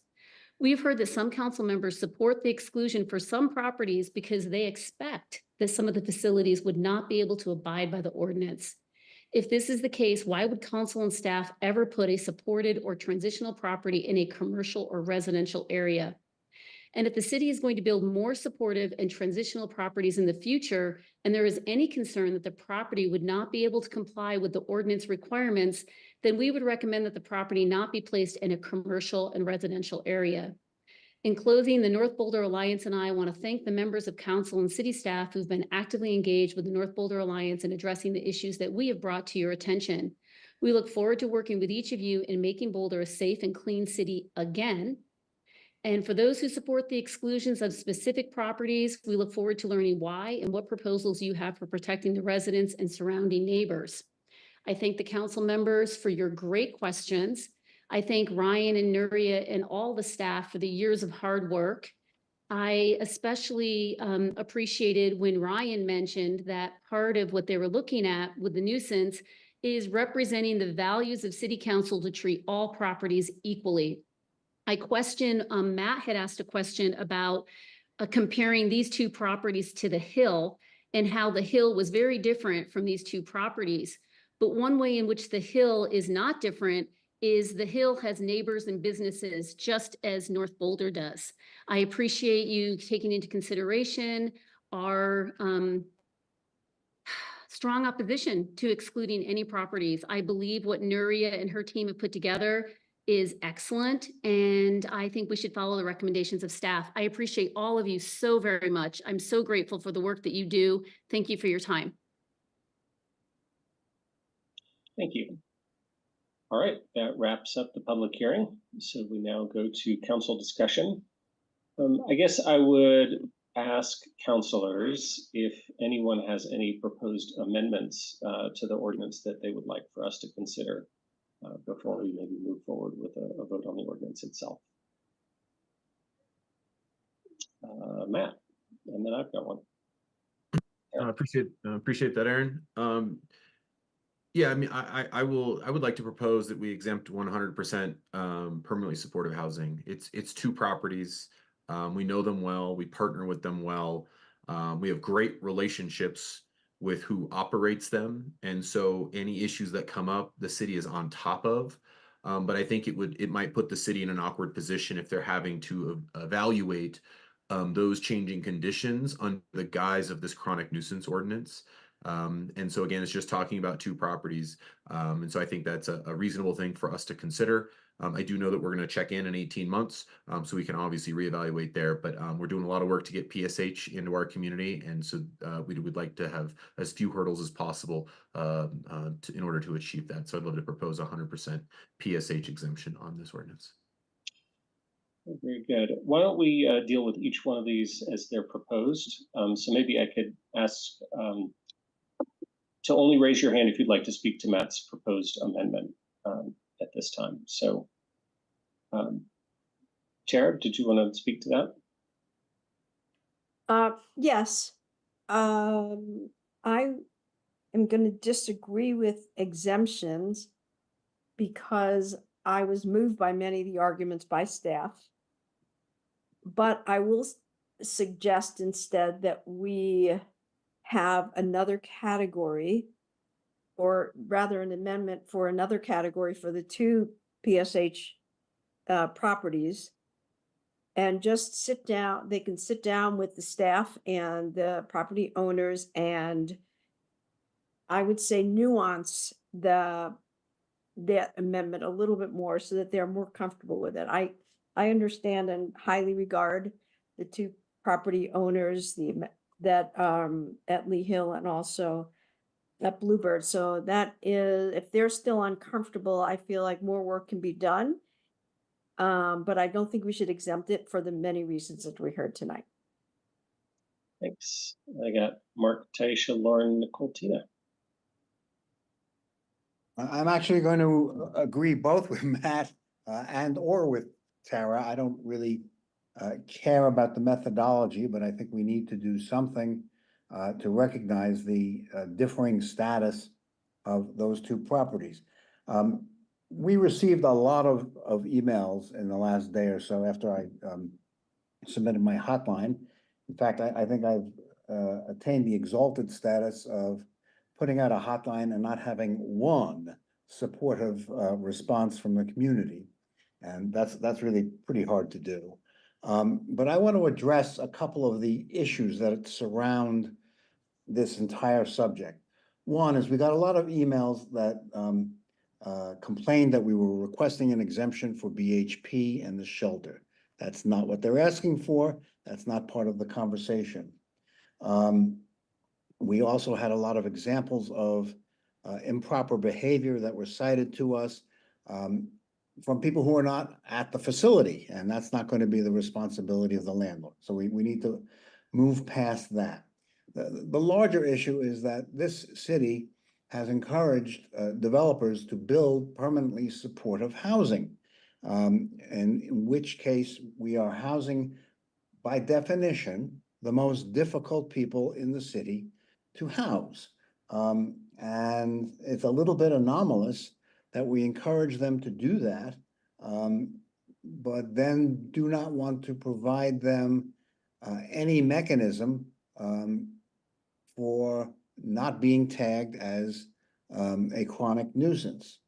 And if we do that, I am hard pressed to understand how the community at large is going to be better served by compliance of the operators with remedying the nuisance, which will largely be evicting troublesome tenants and making them homeless again. I just don't know how that leaves us better off than we are before. So those are all factors to me. And again, the methodology of whether it's an exemption, if that's really problematic to people, and do it in the form of a new category. But I think we need to recognize that these are properties that we wanted built. And now to put them in easy jeopardy of being designated chronic nuisances just does not seem right to me. And my last comment, however, is to say I'm supportive of the basic intent of this ordinance, and I said so in my hotline that I am very, very impressed with the drafting of it. It was really well drafted and really well vetted. I think almost every group in town has been consulted in one form or another, and this is as ready for prime time an ordinance as I can remember. It is simply this issue that I think we need to grapple with, and the concept of we do not want to create anything other than uniformity among all properties does not really recognize the fact that these are not uniform properties. They're different. They were intended to be different. They're difficult. And if we want to house these individuals, we need to recognize the difficulty and what it takes to do so. Otherwise, we will not see more of them because it's just going to be too hard. So I'm hoping we can come to a different resolution on that. And again, whether it's Matt's exemption and or Tara's redefinition and reclassification of those, and we're talking about two properties. Either way can work, but I urge us to do something. And again, it's something we need to do. Otherwise, we are not going to be housing these people. It's not going to be worthwhile. It's going to be too difficult. So thank you. And those are my comments. Okay, thanks, Mark. And we will straw poll this as well. So if you'd rather just raise your hand at a certain point rather for the straw poll rather than make comments, that's also an option for you. Taisha. Thank you so much. I agree and echo a lot of my colleagues' comments. One, I've often say accountability is love, and that means for all of us.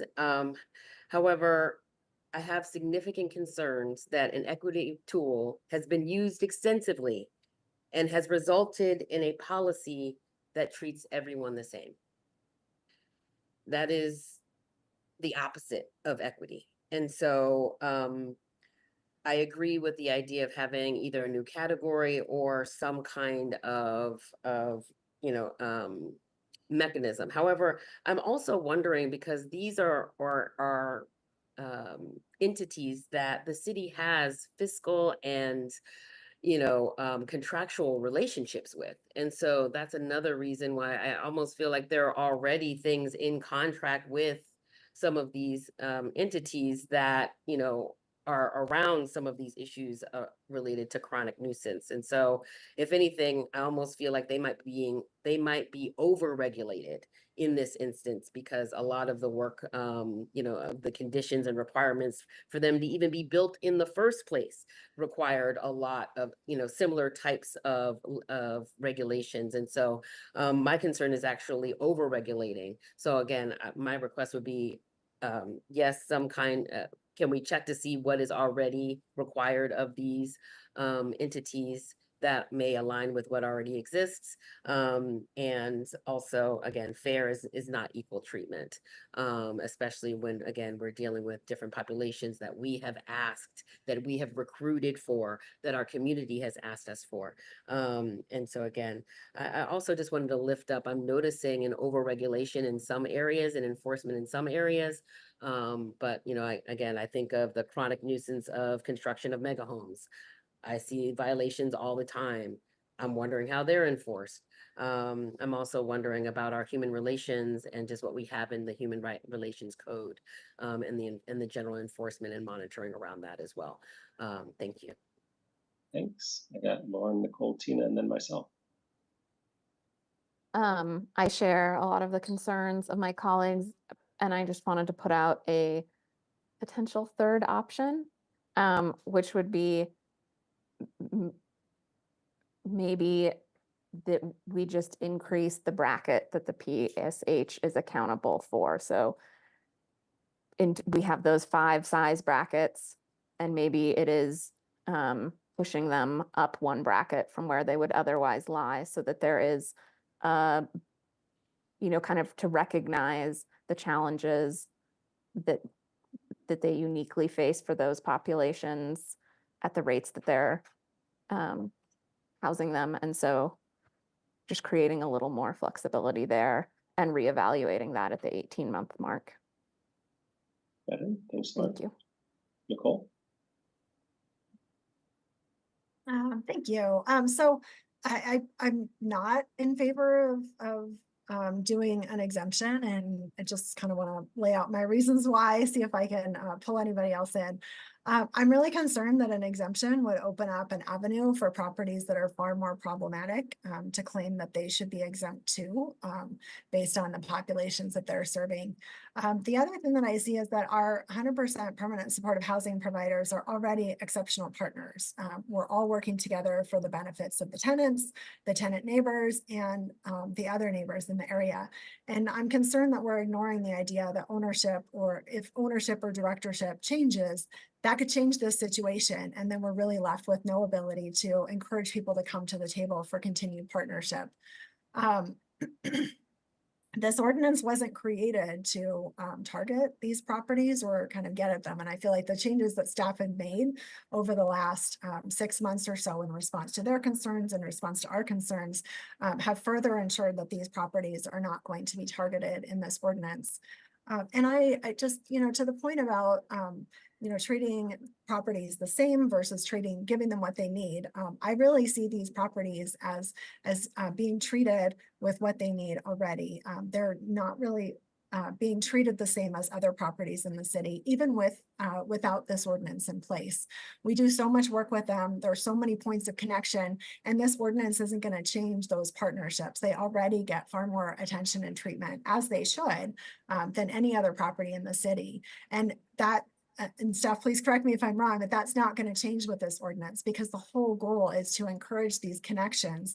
They give property owners and tenants what they need to be successful. It's not meant to be a one-size-fits-all solution. So I would rather take the opposite approach and go forward without an exemption, and then at our check-in, see if it's something that's needed, versus making this change now, especially without having gotten feedback from some of the other groups that were involved in crafting this ordinance, who are not the ones that are directly associated with this permanent supportive housing, and that included some tenants and other folks in the mix too.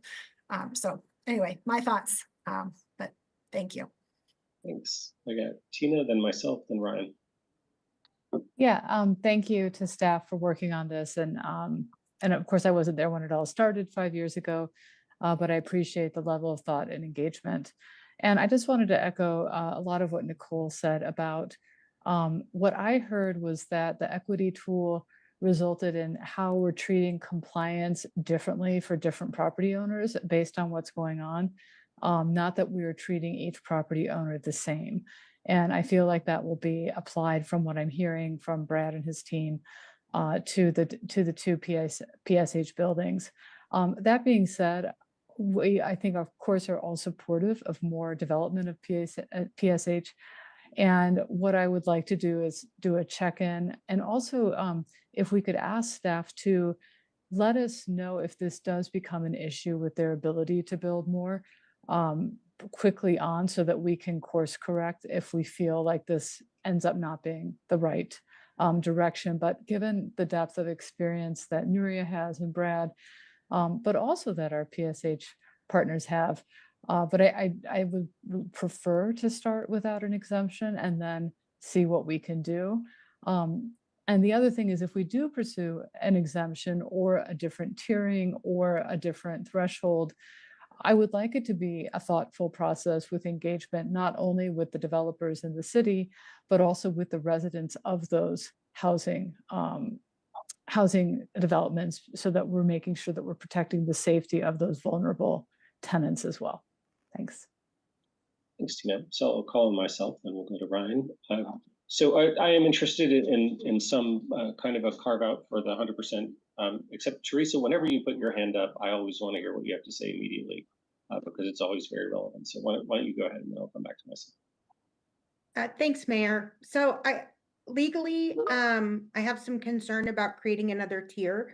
The tiers are based on data that we collected over a number of years, and they drive the categorization. We would open ourselves up to legal risk by creating a category that is unsupported by data. So I just encourage you all, as you think through this, to perhaps move away from that option and toward another solution. That's helpful. So would you say you have fears for tiers? Wow. Thanks for humoring me there. Lauren, go ahead. Well, I was just wondering if those ask real quick. Oh, doing that? Okay. Colloquy with Teresa. Yes. Are you doing that too, Lauren? Yes. Yeah. Lauren. Okay. I was just wondering if you have those same concerns, if we were to look at something like what I was recommending in terms of pushing the PSH 100% PSH projects up one tier. Does that have the same legal concerns as creating a new tier entirely? Yes, I would share the same legal concerns, because we do actually have data on the one PSH property. And what that data showed us is that they would in no way have qualified for chronic nuisance. And so the data actually doesn't bear out the concern that the council is expressing here. Do other people want to colloquy on this very specific issue? Yes. Yes. I got Tara, Nicole, and Clay. Understanding that that is so, Teresa, is there a way to have not an exemption, but not a tier, but or not a category, but maybe something else, whatever you want to call it, so that we can, I mean, 100% to me, 100% permanently affordable housing is a different category in the sense that it, it deals with a population that needs, you could say, medical assistance, so to speak, as I referred to in my hotline. So I'm wondering if there's something that we can do to alleviate the fears. The problem is yes, we're on council now, you're our attorney now, and we have great property owners now for those two properties, but that maybe isn't the case. So in the future, which is why I don't want them to be exempt, but I also feel like something should be different. I just don't know what it is because I'm not a lawyer. I wonder if there's an approach around the abatement agreement that we could consider. I think we should let you all finish your conversation and maybe let us think about this a little bit on the back end. And I just want to mention, because you mentioned medical calls, that would not be included in this. Oh, I didn't say they were included in this. I just meant that it was a certain population that was unique. Yep.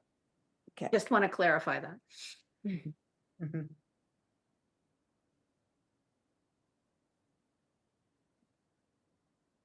Is it okay if I ask my question now?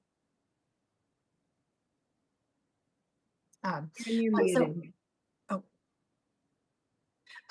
So around the what you're speaking to, Teresa, does that concern extend to an exemption or carve out as well? If there were just a whole, this doesn't apply to them, because if there's if the data that we have suggests that this doesn't even really apply to the PSH properties, is that problematic at all? You know, I would have some legal concern about it, but not the same level of legal concern. I don't believe it would carry the same level of risk as creating a category that's not supported by data.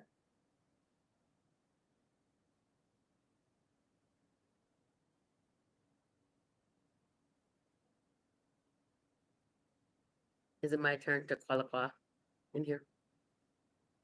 I think so. Qualify approved. Wonderful. So, I appreciate the data conversation, right? Because I love data. But the issue is, you said 5 years, and there, the sample size is not very big of 2, and not both of them were open for 5 years. There's only So, one that has data, only one. that's not valid and reliable. So that's just something to consider. But I also am wondering about the question of the current requirements that we have. I'm thinking more so for all roads on this one as well. I have to honor that there are, I guess what where I'm, we say data-driven decisions and every data is information. There are people who have come and written us letters saying one thing, and then I hear colleagues saying the opposite. And if I have to honor the lived and learned and experience of those who have operated and who are in these various situations. And so, again, I'm just curious if I honor that, there are incidents that need to be addressed and there is a potentiality. I honor that there could be changes in ownership of those properties. But again, I'm wondering if there are already requirements in the contractual relationships that the city has with these types of entities. I'm also wondering, in lieu of an exception, if there's a possibility for increased monitoring maybe at a quarterly cadence around some of these cases, open, close, repeat offenders, geographic areas, so that we can more easily and quickly turn. I think IP is another alternative to having things on the agenda, and perhaps there could even be some internal thresholds that we can identify that would lift up when we need to revisit it as a council of the whole. Thank you. Okay, thanks, Saisha. Then I'm going to come back to me, and then Ryan will get to you on just weighing in on the overall question of some kind of exemption. I am interested in some kind of exemption for the 100% permanent supportive housing developments. Tara's idea could work for me. The straight exemption from Matt could work for me. I think I have a preference for the simpler of just the straight out exemption. And I just wanted to note that one thing we haven't talked about is that we heard from service providers that not having an exemption could be chilling for the development of future 100% PSH projects, which I think are things that we need a lot more of. And then I'll just mention that the letter from service providers was important to me, and I'll just list the providers that were on that letter, which was the Boulder Shelter, Imagine, Center for People with Disabilities, Element Properties, Together, Emergency Family Assistance Association, Thistle Community Housing, Boulder Housing Partners, and the Boulder Chamber, who are organizations, most of which work in this space. That was compelling to me. And then after we hear from Ryan, we'll go to some straw polls to get this pinned down. Ryan? Make a few points and then my case. I think from building and advancing permanently supportive housing is some of the most important work that we do. And I would like us to avoid as many barriers as we can to that. And also recognize that that permanently supportive housing in general is reducing nuisances on net in the city, and that's very important. I also think that we need a standard of care for neighbors and residents of permanently supportive housing themselves. We need this both just because, but also to enable the services that we're providing to flourish and for the community to flourish with them as we go. And so to me, this what to do about this one is really centered on what is the definition of this of the type of the complaint, and is it something that we can expect permanently supportive housing providers to be able to manage, or is it something that is outside of the scope of what we can expect them to manage? I got some clarity with that.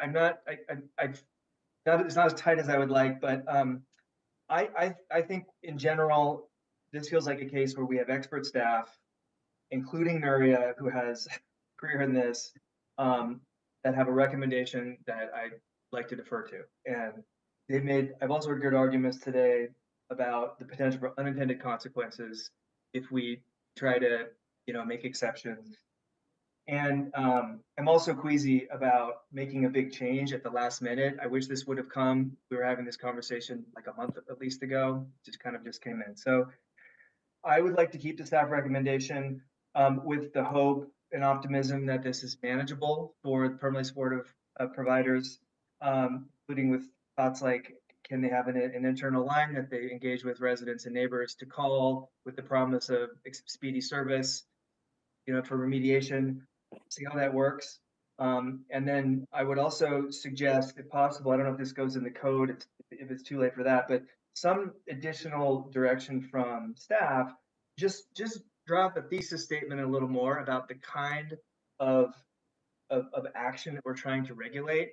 I think that in general with investors, the regulatory uncertainty is the bigger problem than the specific items itself. And sometimes, and some of the feedback I've gotten in researching this is that some of the community is literally just not clear on what they're on the hook for. So if we could provide administratively some intent language around, look, this is really what we're talking about, I think that could hopefully be helpful. And then I would like to come back at 18 months or whenever the check-in is and adjust if things look different than my optimism is aiming for. Okay, thanks, Ryan. I'd like to get to straw polls, but Mark, did you have a burning additional comment? Just one. It's clear that you can't treat two groups of similar condition differently. But I don't think we're barred from treating groups that are differently. And the argument for creating some sort of safe harbor for people who are providing this kind of difficult housing, to me is persuasive. Until Teresa's comments, I would have been happy to see the suggestion of Tara go forward. But if that's not going to do it, then I would go with the exemption process, and we can put whatever guardrails we want on that. But this is different housing, and this is specialized housing, and I do give great weight to the service providers who have said, hey, this is a problem if you don't create any kind of safe harbor here. And so I usually like to defer to staff, but not in this case, because I think there's a great argument to be made that different housing has to be treated differently. Thank you. Thanks. I'm really going to try to get to the straw poll, but Tara, if you need to respond. So Teresa, I can't vote for exemption, but I also can't vote for non. Is there a path forward for me to present right now that will work for me? Because you pretty much said don't do my idea. But can you remind me what you were talking about with abatement? Well, I'm not sure that it's a fully formed thought, to be honest with you. It does occur to me that there's permanently supportive housing vouchers scattered throughout the city. And so there's more, in some ways, raising a new legal concern for me, which is if we're treating folks who happen to reside in particular places but are similarly situated differently, I have some concern about that. What is the path forward? Listen, council can make a decision that is legally risky. I want to be clear. I'm not Didn't the you say arbiter or gatekeeper of that yes and no. exemption is also legally risky though? Or did you just say my specific thing was the most legally risky? Well, I started with you, Tara, and now I'm talking about everybody. The tier is clearly riskier. The exemption runs some risk as well. Council is free to make a decision that is legally risky. That is permissible. I want to be sure that we don't misunderstand me to be saying that you cannot do something. It's not what I'm saying. What I am saying is that I wouldn't recommend it. It sounds as if we're headed toward exemption. I guess, I would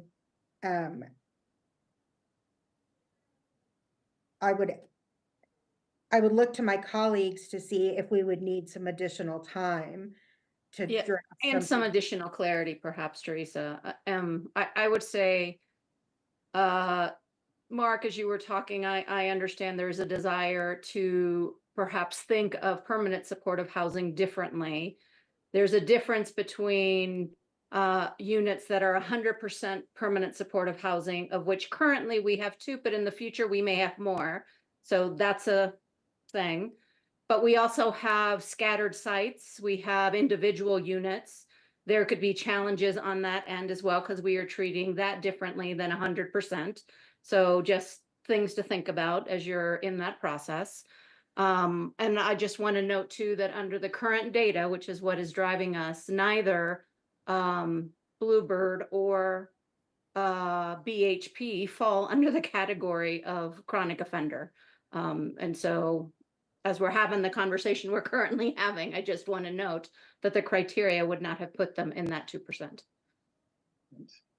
If I can colloquy, Nuria, we have the world's greatest staff. I would look to you and Brad and everyone else to work out the rough edges of what we're discussing tonight and come back to us with something that you consider to be maximally enforceable and resistant to challenge. And as I said, there can be guardrails. That's, I'm not suggesting anything to the contrary, but I think it would be appropriate in this case to send it back to you guys.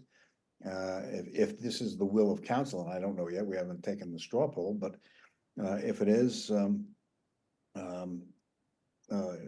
you guys are the experts. Tell us what. Absolutely. So why don't we get to that aforementioned straw poll? So here's what I'd like to do is we have 2 proposals out on the table for an exemption or the development of an additional category for 100% permanent supportive housing.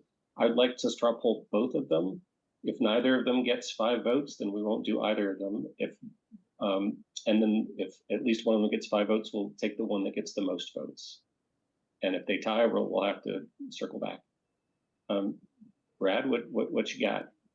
Just real quickly, it didn't get a lot of discussion, but I just wanted to remind or ask whether an exemption as reflected in an exemption for permanently affordable housing in the abatement agreement, whether that was something you wanted more discussion on or just the 2 items. I think the 2 that we really have on the table are these 2, and I think if neither of them has majority support, we can continue the conversation. Thank you. So I'll put them out there in the order in which they were spoken to. So if you could raise your physical hand if you would like to see an exemption for 100% permanent supportive housing projects. I got 4. All right. And now we'll go to what Tara was talking about is, would you like to see an additional category for 100% permanent supportive housing projects? And that gets us up to 8. All right, so it looks like we're interested in an additional category, which would need some definition about what that category, what would be different in that category. So I think now we need some additional process around that. Terry, you brought this forward. I might just start with you before I get to Matt Sand, just to say you brought this forward. What do you think should happen next in terms of developing what that different category would look like? Well, I think that I agree with what Mark said. Look, the people that have been working on this on staff and the 2 specific properties should sit down, is my opinion, and I believe that they're the experts at this, not me. So I'm not going to come say what I think is the best thing or not the best thing. I'm happy we're considering our category, and I'm just happy that we came to this conclusion. I believe in the creativity of staff and our providers. Appreciate that. Matt, you have a thought on that? Yeah, just process wise. Obviously 100% exemption would have been just a clean language. It's a sentence, right? So that could have allowed us to move forward quickly. That's not the case. That's fine. But if we're embarking on an open process to figure out what this nuanced new language is, my only question is, based on what I know the next recommendation is from Mayor Brockett, it's a clean surgical change to the language that we can still get this ordinance passed and on the books. But my concern is, how long is this process to figure out what this nuance is? If it's going to be a month or 2, I might suggest that we try to pass this ordinance with Mayor Brockett's suggestion and then come back to that. I'd hate for this to extend out into 2025 because we owe the rest of the community this ordinance that we've been working on for 5 years. So I'd hate to have it delayed. So I just want to sort of ask a question on timing. Brad, do you have a thought on that? Yeah, I think some clarity about what we're all talking about in category would be helpful. I'm going to ask one of my colleagues to pull up the tier chart for screen sharing. It's not about tiers. Okay, that's helpful. But so maybe a little more clarification about what category means then would be helpful. We're a little confused. And Tara, I'm going to come back to you, even though, because you said our brilliant staff can figure it out, but I think they need a little bit more of a starting point. Okay, there must be a reason why there is pushback from those two providers. So what is it about this current iteration that they think they would like to see a few different changes at the same time that I do not want them to be exempted, because I'm very concerned, and Nicole put it really well. We have to worry about the neighbors within the properties, and that they have a way that they can, they can live peacefully and peaceably. So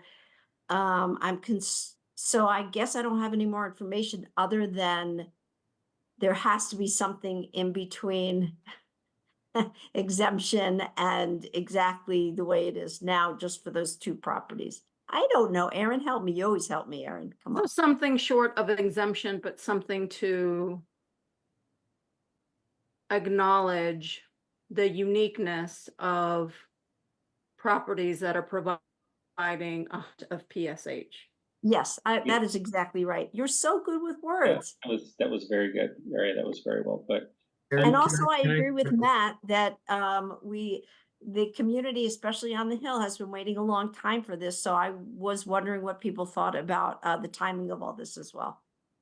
That's what I want to just put a button on is, can we save this thing that's still opaque to do it, but come back when it's ready, but not hold up the passing of this ordinance, given the likely addition of the suggestion you're going to make, Mayor Brockett, that's very surgical, simple to do, and already been vetted by City Attorney's Office, so we can move this thing forward. I just want to separate them so we're not throwing the baby out with the bathwater and waiting an extra 3-4 months. Yeah, and for example, the abatement agreement that you all were talking about before could perhaps be an aspect of that.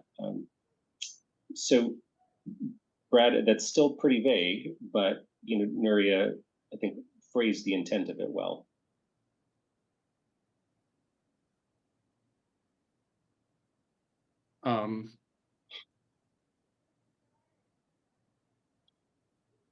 You're welcome.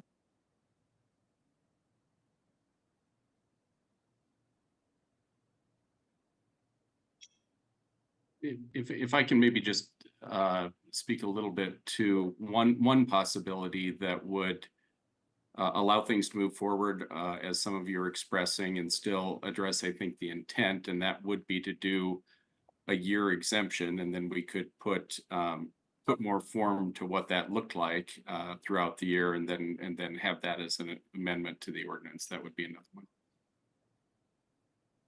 So you're saying to exempt for a year to give time to develop a separate pathway for 100% PSH. And maybe Teresa, tell us if the language is exemption or it is a pause on enforcement with regard to PSH or to the properties. If that gives you less legal heartburn, so that it still applies to all, but we pause enforcement until we work this out for a year. I don't know what gives you less legal heartburn. A pause on enforcement gives me less legal heartburn. It also, I think that it allows for better data collection. So that we're still collecting the data, but not enforcing. I have thanks for that. I got a plethora of hands. I'm going to go, if you all don't mind, to Jen first to get her professional opinion before I come back to council members. Thank you. Sorry, my video is giving me a hard time right now. So I feel like that is a great suggestion. That we put kind of a moratorium on enforcement. And if you guys want to put it in writing, that's great. I honestly feel like it's going to take us a little bit to get this program up and running in a way that is satisfactory in order to even enforce the ordinance. So, 6 months of this is actually going to be just figuring the program out, getting the, the bumpers in place and that kind of thing anyway. So, and also I want to just reinforce what we've said a couple of times, but just to make it really clear that we take this absolutely seriously. We think outside the box when we think about, like, here's this property, it's having issues. How do we get this property into compliance? What works for this property? What works for the people who live at this property? Because not everyone is exactly the same. Not, if we have somebody who has some mental health issues that we need to address in part of our thought process, that goes into what we already do, outside of chronic nuisance, outside of public nuisance. So this is already on staff's mind on how we move forward with each individual property throughout the city. We have our basic guidelines of the ordinance, like we have to enforce this ordinance, but how we get to that compliance can look very different property to property already. So just to give you a little sense of ease, maybe, and if we're already in a process working with, a permanently affordable, 100% permanently affordable property, they're never going to reach chronic because we're already working with them. So there's already a provision in the ordinance that says, excuse me, if you're working with us, basically, we're not going to go with, even if you have tons of violations, we're not going to go to chronic because we're already in a process with you. It's a double dip. It doesn't work for us. So I just want to make everybody's heart feel a little bit better that, we are already thinking about these concerns. We've been thinking about them for a while, and I appreciate you guys being this conscious of it because it makes me feel like we're already doing our jobs the way you guys want us to do our jobs. So it's great to hear. Thanks for saying that, Jen. That's welcome. Although I spoke a lot, can I just colloquy off of Jen for 1 second? I'm so sorry. Okay, quick, and then I'll go to Lauren. Okay, quick is what if we just passed the ordinance as is and then worked on the amendment, since she's convinced me that we don't have to worry, and then work on that amendment or that special iteration in the next 6 months or a year. That is another option. Okay, well, we also have just the possibility of saying moratorium on enforcement for a year. as well. Lauren, do you want to speak to that? I would like to speak to that. Thank you, Aaron. I think that that to me makes a lot of sense, partially because one of my concerns is around the lack of data that we have for these types of properties. The fact that we only have, one property and not for that long of a duration. I think that having this extra year to collect that data would help significantly in understanding if we need to have concern around creating a new threshold or not. So Mhm. thank you. Okay, that's great. So I'm going to put some on the table, but I need one quick clarification. Teresa, is direction for a year-long moratorium on enforcement good enough, or would we have to put it in the form of a motion? Direction would be sufficient. So And we're just talking about for the 100% PSH So now I'm going to put properties, it out on the not a table. moratorium, an education period for the entire city. So just Correct. So and Tina, if you don't mind, I'll get to you in a second. But what I'd like to put out on the table then for a straw poll is moving forward with passing the ordinance as written while giving direction to city staff to have a moratorium on enforcement of 100% permanent supportive housing, while city staff also investigates what a longer term approach to those types of projects might be. So that I'd like to straw poll that. Tina, if you want to get a word in here. Yeah, I just have a clarifying question. When we say a moratorium of enforcement, that doesn't mean that we allow any behavior in those two properties for 1 year. Or tell me just how we're going to deal with. Let me be more clear with what I said. Thanks for asking that. A moratorium of enforcement of the chronic nuisance ordinance, but all other ordinances in the city would still apply. And so, yes, the forbidden behaviors would still be forbidden. Right. So if I'm a resident at one of the two properties, it's clear to me what my recourse is. If I'm having an issue with one of my neighbors and I'm feeling vulnerable, I know what to do. It may be the same tomorrow as it was yesterday. So yeah, I think so. Okay, so if people, I'm going to put back out on the table if you remember what I just said, I'm going to ask for a show of physical hands for people who are supportive of this direction. All right, I got a 7, I think. So looks like we have 8. So looks like we have support on that, and I think we then can lay this issue to bed. And if I can call on myself here to go to the other proposed change, if folks saw my hotline from this afternoon, again, apologies I didn't get that out a little earlier. That's to add that the city would do its best and would endeavor to notify the agent property manager in addition to the owner. And you saw the specific language, just to offer another avenue for people to make sure people are aware of the enforcement actions. If people want to do additional comments, you can raise your hand, or I can just go to a straw poll to see if people are interested in that. Tina.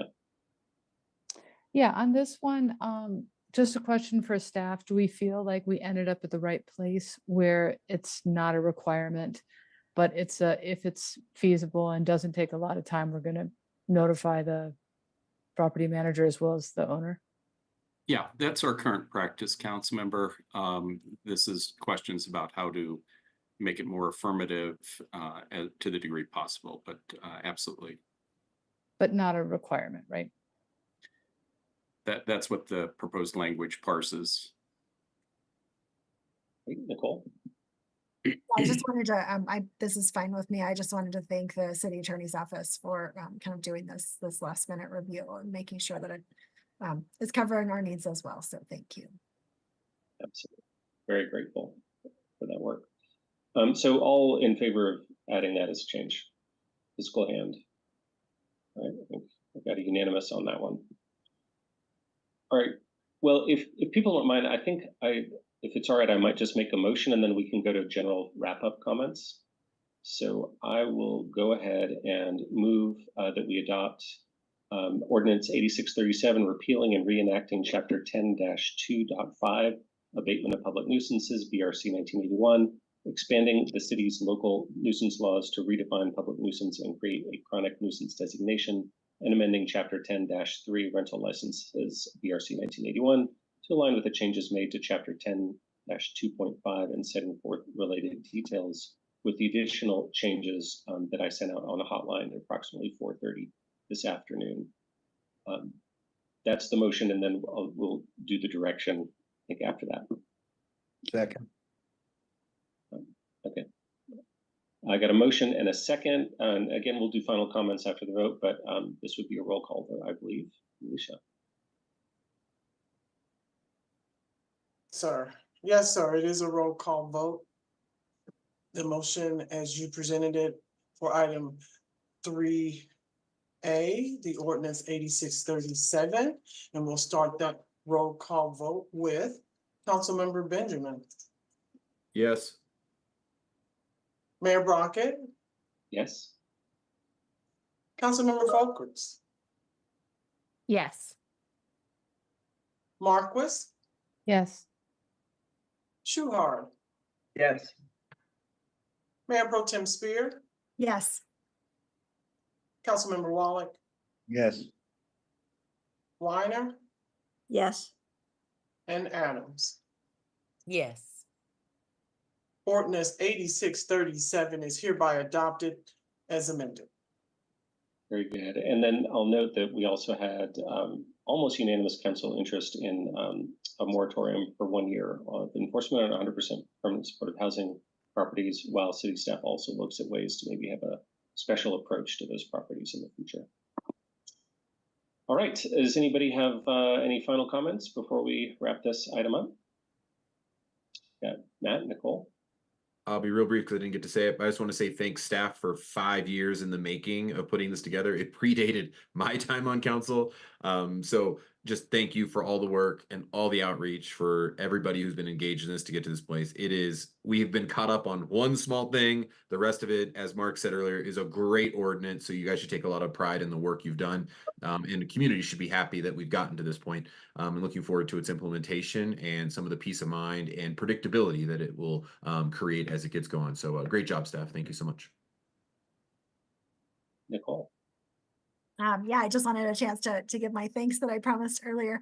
To me, this ordinance is really reflecting a balance of many different perspectives in the community. And it's clear that it's grounded in a shared desire that we all have for the best outcomes for everyone. It's not going to impact that many people or properties, but the impact that it will have is really significant. And I just want to say huge thanks to everyone across the city and in the community who helped us shape this. This is just a beautiful testament to compromise and collaboration, and just thank you to everybody involved for working so hard to balance our city's diverse needs and address everybody's concerns. Very good. Tara? First, I want to apologize for talking so much. So thank you for allowing that. And I just want to say, for those people that are concerned about us considering how to go about working with the 100% PSH, that remember they did not fall into the chronic nuisance category. And so give us grace while we figure out what to do so it's best for everybody. That's what I wanted to say. Thanks, Tara. And I'll just wrap up to echo all the thanks. I mean, this is an incredibly complicated ordinance. We ended up talking a lot about one small aspect of it, but it's just so well put together. What did Mark say? He's never seen one more ready for prime time. Thought that was well put. Anyway, so just extraordinary work, both the technical work, so city attorney's office, the planning work, and then also the engagement with the community and all the modifications and tweaks that have been made over the last six to 12 months in response to community concerns. So just huge thanks all the way around. And then I'll also thank my colleagues. I like it when we're able to talk through different ideas and come to a conclusion that nobody knew exactly where we were going. So I appreciate the deliberative nature of this body and how we all work together well to find solutions to things. All right, staff, any final comments or questions on this?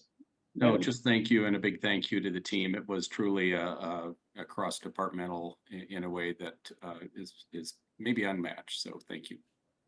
I'll just give a little shout out to Jen Ross. I think you just saw a little bit of her heart on her sleeve, and I just that is the kind of work that she does out in community, and I want to lift that up because she's an extraordinary person, and she's that leads with her heart. And I hope you know that that is what we're trying to do, and just want to recognize that. Well said. Yeah, Jen, loved your words. Thanks for all you do. Okay, well, with that, we'll bring this item to a close, and we can roll right on into our last item, which is a matters item. If you could please, Alicia. Yes, sir. Thank you. Our last item on tonight's agenda is item number 4A, matters from the city manager, and it is the project update on access management and parking strategy, better known as AMPS, code and policy enhancements. Thank you, E. And while we are back with PNDS, I'll say this is another one of those cross-departmental efforts. PNDS will kick us off, but transportation and community vitality are deeply involved in this work as well. So Lisa, I will pass to you. Thank you, Nuria. Good evening, council members. I'm really excited to bring this project forward to you all. It will feel like an introduction, but you'll see there's actually a long history to this project and a long story, backstory to it as well. I'm Lisa Hood. I'm a principal city planner with Planning and Development Services, and then I'm joined by my co-project leads, Chris Haglin with Transportation and Mobility, and Sam Bromberg with Community Vitality. We're going to give you a background on the project, and then we'll talk about the 3 focus areas that are part of this project that align with the 3 different departments. And then we're hoping to have a discussion with you all about our recommended scope that for each of these 3 focus areas that we included in the memo, and get some more feedback and direction as we move forward through this project. So I mentioned there are 3 focus areas. The first is the off-street parking standards, then our transportation demand management requirements, and our on-street parking management strategies. I'm always a big fan of a visual, so to see these 3 focus areas kind of all in one, the first being off-street parking. So when we talk about off-street parking, that means parking that is on private property. It is regulated by the city through our zoning requirements in our land use code. So there's a certain number of parking spaces that are required for each type of business or type of housing, and those need to be accommodated on the actual site, the private property. Compare that to our on-street parking, which is what the city manages with our own public right-of-way. And so how we manage the parking on our public right-of-way is the on-street parking part of this project. Then we have our TDM, the Transportation Demand Management. That is really all of the different strategies that the city uses to try to have people move around the community efficiently, whether that's through walking, biking, transit, or even driving. So all 3 of those focus areas are what we'll be talking about tonight. I mentioned there's a long history with AMPS, the Access Management Parking Strategy. It was initiated back in 2014. So your last item was 5 years, this is 10 years. So this project goes back 10 years. It was adopted by City Council in 2017, and there's been a lot of great work already done to implement AMPS that some of you may have seen. The Chautauqua Access Management Program, or CAMP. There's also a lot of acronyms involved with this. There's the Civic Area Parking Management and TDM program, the Neighborhood Permit Parking, or NPP review, which is now under the Residential Access Management Program, or RAMP, and then the Parking Pricing Study. There are 2 outstanding projects that haven't been completed for AMPS, the off-street parking standard changes and the TDM plan ordinance for new developments. So those are part and parcel of this project tonight. But that doesn't mean that we haven't been working on those 2 items. Even though it hasn't been completed, there's been work that's been undertaken for the last 10 years on that. So in phase 1 of the project in 2014, we simplified and reduced the off-street parking standards for some certain uses around the city. We added bicycle parking requirements to the code. And then in 2016, we had a second phase where we did develop some recommendations for changes to the off-street parking standards. At that time, council did not choose to adopt those changes and actually requested additional data collection. There's been a lot of focus on parking supply and utilization data throughout this project. And so council requested that we collect more data before making any changes to the parking requirements at that time. Phase 3 was started in 2018 and 2019, where we completed another round of data collection on parking supply and utilization, reinitiated the project. We were gearing up to bring information forward to council and to our advisory boards in spring of 2020. But something else happened in spring of 2020, and the COVID pandemic actually caused this project to pause indefinitely. The pandemic had a lot of impacts on our staffing at PNDS and things like that, but also it just impacted everything about the world related to the parking situation in Boulder. And so in the coming years, we kind of waited. We wanted to see, as we returned back from the pandemic, what the situation would be as, you know, people go back to work and the world kind of gets back to its new normal. And so we waited until about the end of last year to start this project up again. We've been working over the last few months on the off-street parking side of the project, and we're hoping to complete this project by about mid next year to do that. And it's also an item that's on the staff work plan as well. You'll see in your packet that we have a few questions for you tonight, just related to, we're hoping to get your feedback on the recommended scope for the 3 focus areas that we'll go through tonight, and then any other comments or direction on engagement strategy, the project timeline, or other topics. So with that background, I will jump into off-street parking standards, the first of the 3 focus areas. Some background on off-street parking requirements. So again, those are the ones on private property. The first parking requirements in Boulder were introduced in the 1954 zoning code. And so our first zoning code, actually in 1928, didn't have any parking requirements, but like most cities, parking requirements were added after World War II.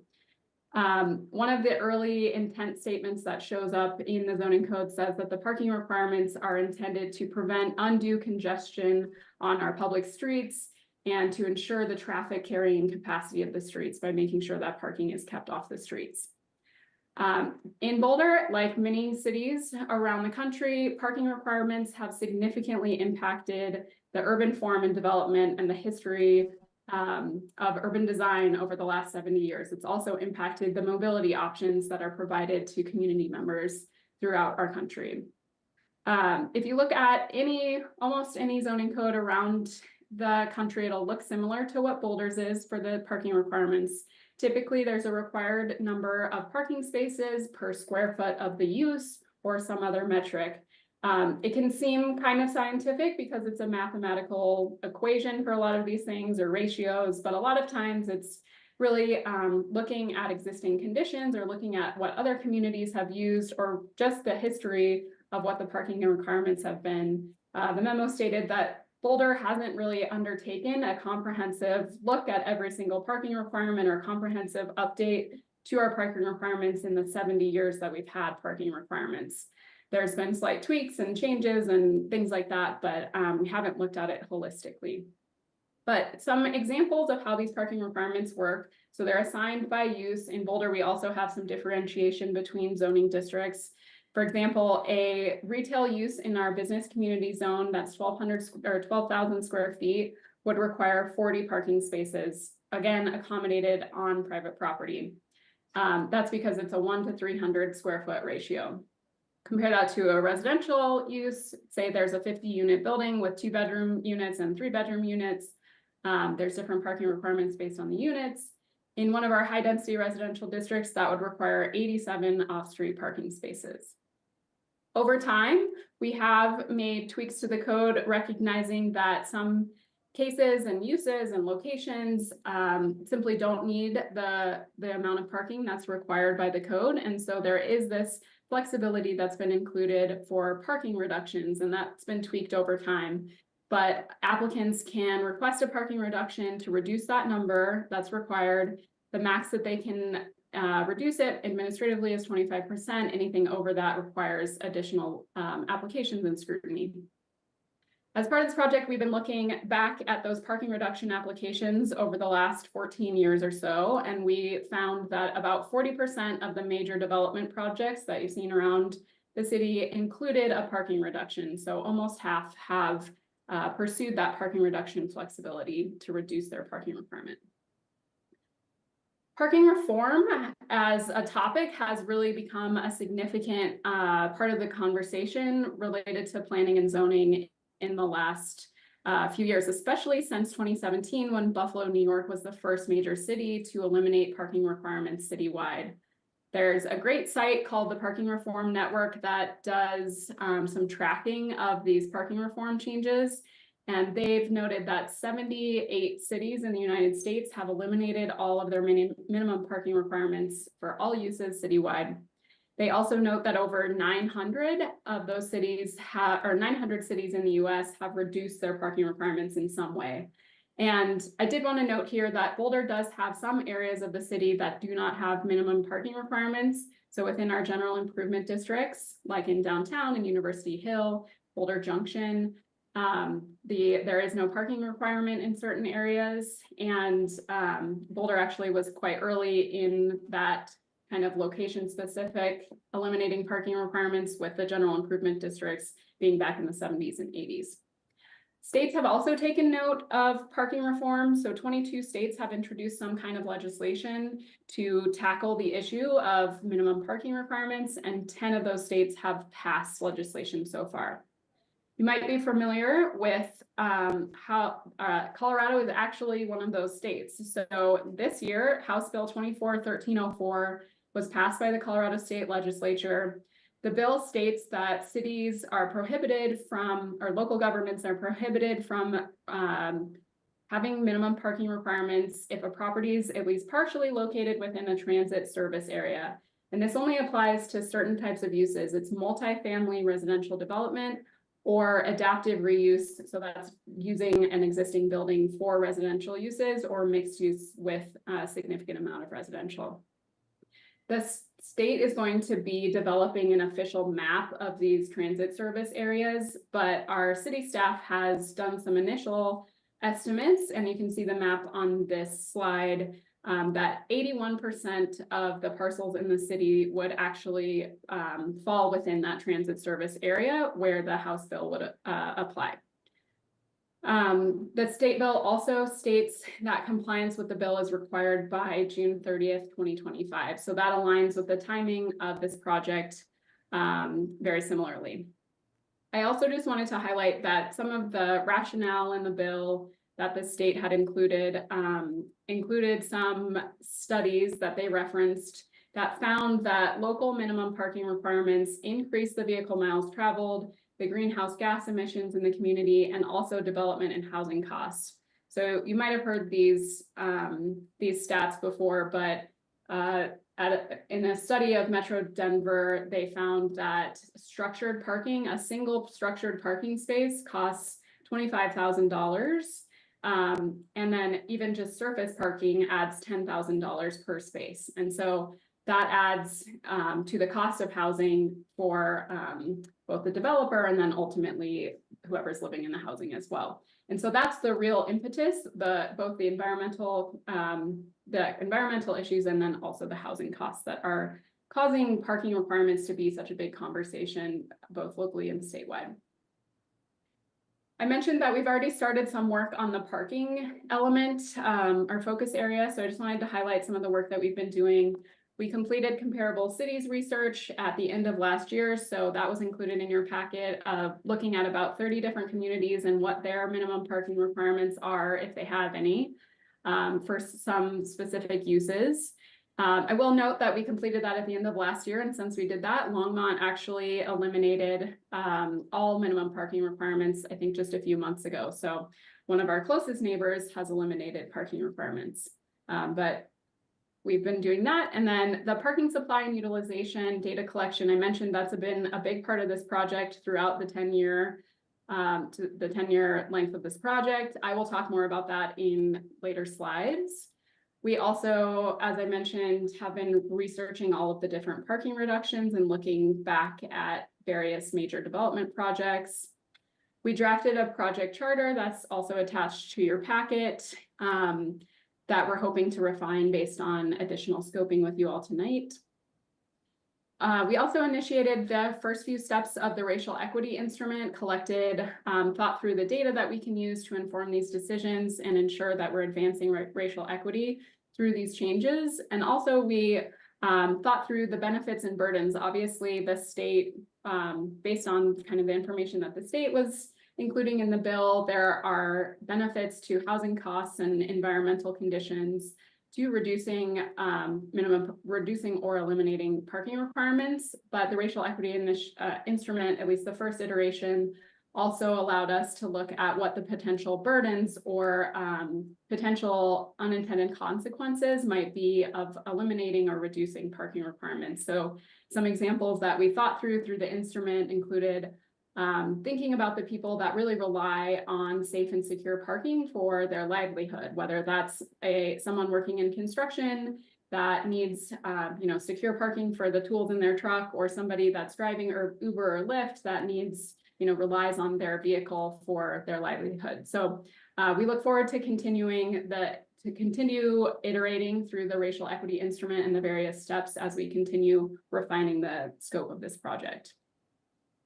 We've also looked into what other cities have been doing for their public engagement or community engagement strategies. Like I mentioned, a lot of cities are tackling this similar issue, and so we have a lot of great best practices to look at and see what has been successful in other communities. We've been doing that. And we've drafted an outline of the community engagement plan. That's part of the charter, but again, we are hoping to refine that based on the scope that we refine with you all tonight. And one of the big things we've been thinking about with the community engagement plan is establishing a community working group that can bring together a diversity of perspectives on this issue, and then also include our two really integral advisory boards, the Transportation Advisory Board and Planning Board, have some representation from them included in the working group as well. And we've also talked with some stakeholders, and we'll continue to do that as well. We've talked with Boulder Housing Partners about the implications of the state bill, and also just trying to better understand how the city's minimum parking requirements affect their decisions on how much parking they provide in their projects. Now I'd like to go over the parking supply and utilization data collection. So we actually have we've been working with a consultant for these last 10 years for the 3 rounds of data collection. The consultant's called Fox Tuttle, and we have Bill Cowan from Fox Tuttle who's here and can answer any specific questions about the methodology with this data. But I'll give a quick overview of kind of the highlights. There was additional information in your packet as well. But I'll also invite you to interrupt me, because this is the next few slides are going to be kind of data heavy. So if you need clarification, please feel free to interrupt. I'll also hold some time as I get to the end in case there's other clarifying questions. And Lisa, I'm actually going to encourage people not to interrupt you and to hold your questions until the end. We can come back to slides. Okay, great. Let's do it that way then. All right, so this data has been, like I said, this has been a really interesting and integral part of this project throughout the process. So over 16,000 parking spaces have been observed around the community at 50 different sites throughout this 10-year period. We refreshed that with new 2024 data at those same sites. We've looked over the last 10 years at peak times, off-peak times, and specific times of interest. But what I'm going to focus on with these slides and what the next few slides is the peak times for occupancy data. So that's kind of the typical most utilized time for each of these land uses. As a general summary, we looked at all different types of land uses around the community. These are the occupancy numbers that we saw with that data collection. So if you think that at 100%, that means that every single parking space is being utilized at that peak time. And you can see it varies among land uses, down to 38% only being used, up to 86%. And so for the purpose of time, I'm just going to go over in more detail the office, residential, and retail, but we have all of the data for the other types of uses, and that's in your packet as well if you're curious. Starting with retail. So just some background on what the code actually requires. It's generally For a retail use, 1 parking space required for either 300 or 400 square foot of retail. It gets more complicated. Some uses only require or require even more, 1 space per 100 or 250 square feet. Some are not based on square feet. They're actually number of seats for restaurants. So it's a number of spaces per seat plus a percentage of related to the outdoor seating. So it can get very complicated, and that's common in many communities as well. Our large retail centers also, it gets even more complex. It's based on how much of that retail center is used for restaurants. So won't get too much into the weeds there, but just to let you know, there's a lot of weeds there. So for retail, we looked at 16 different sites in this year's count. That's over 9,000 parking spaces. The peak time for retail is weekday evenings and Saturday midday. So that's when we went and counted. And the average parking occupancy that we saw was at 52%. So that means about half of the parking spaces that are out there for retail uses are not being used. The great thing about the kind of long-term aspect of this project is that we're able to look at changes over time. And so you can see the counts that we did in 2014 and 2016 compared to 2018 and 2019. So kind of our pre-COVID numbers, and then our 2024 numbers where we can see what the impact was after COVID. For retail, you can see that there was kind of a steady decline since 2014. Obviously, in addition to COVID, there's more going on with brick and mortar retail, Amazon Prime delivery, all the online delivery, and how that's changed how people shop and buy things. So what we saw was that, again, only 52% occupancy for retail uses, and that's been reducing over time, 16% reduction since we first counted. For each of these uses, I wanted to give an example so you could kind of visualize it. So thinking about the Target on 28th Street, when we went at peak time, there were 184 parking spaces being used. The code would require 340 spaces, and Target actually has more parking than what's required in the code. So they have 401 parking spaces total and are only using 184 at peak times. Obviously, just a little caveat that this, there might be a single day, like move-in day for CU students that might be a higher peak than that. But what we're looking at is really like the normal peak, the peak usage throughout the year. All right, moving on to office. The current code requirement's a little bit simpler than retail. It's either 1 space per 300 or 400 square feet. We looked at six different sites in 2024. That's 2,400 parking spaces. The peak time, as you'd expect, is weekday mornings. Similar occupancy as retail, similar at 48%, so about half being used, half not being used. Office was one we were really curious about, and what wading through kind of things to even out after COVID was helpful. So you can see in this graph, it's a bit more dramatic after COVID to see the differences in office parking occupancy. So even though we're at about 48%, that was a significant reduction, 26% reduction in occupancy since the numbers that we counted before COVID. The example that we looked at for offices is the Google campus. So what the code would say that ratio, the 1 to 300 or 400, would require, based on the size of the buildings, 825 parking spaces. At the time of their approval, they requested and got approved a 24% parking reduction. So the campus actually has 716 parking spaces. When we went at peak time, there were 556 parking spaces being used. And so what's interesting to think about here is that when you look at the percentage occupancy based on what they actually provided, it's fairly high at 78%. Again, that's still 22% that's going unused. But they're at 78% of what they determined was the parking that they would provide, not the code. But if you look at what the percentage of utilization based on what our code says, it's only 67%. So the code is requiring a third more than the actual usage. And Google is a fairly high utilizer. It's a large property that's being fairly highly used. Finally, I'll talk about the residential data collection. Again, the current code requirements They differ based on whether it's a detached or attached dwelling unit. So detached is 1 space per dwelling unit. Attached gets more complicated and nuanced based on how many, the number of bedroom units that there are. And then in certain areas of the city, in certain zoning districts, we do not have requirements.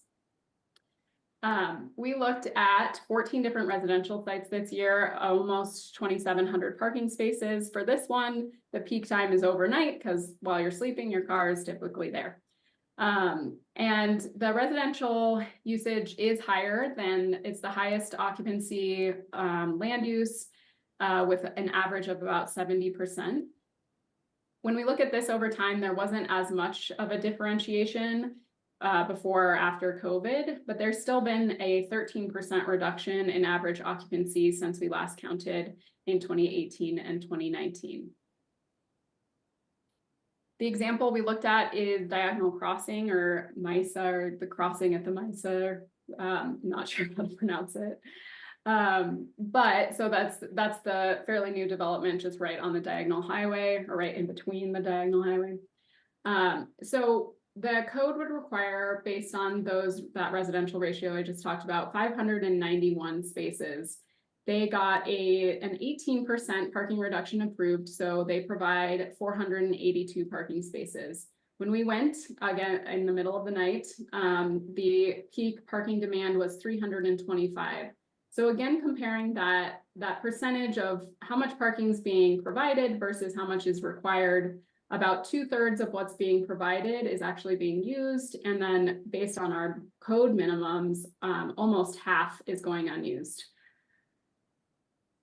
So that's kind of the summary of the data collection. The key takeaways from this is that across all land use, it's pretty simple. Across all land uses, more parking is available in our city than is used at peak times. You can see it varies based on the different uses, but some are pretty drastically overparked, or we have excessive parking for that use. But every single land use has more parking than is needed.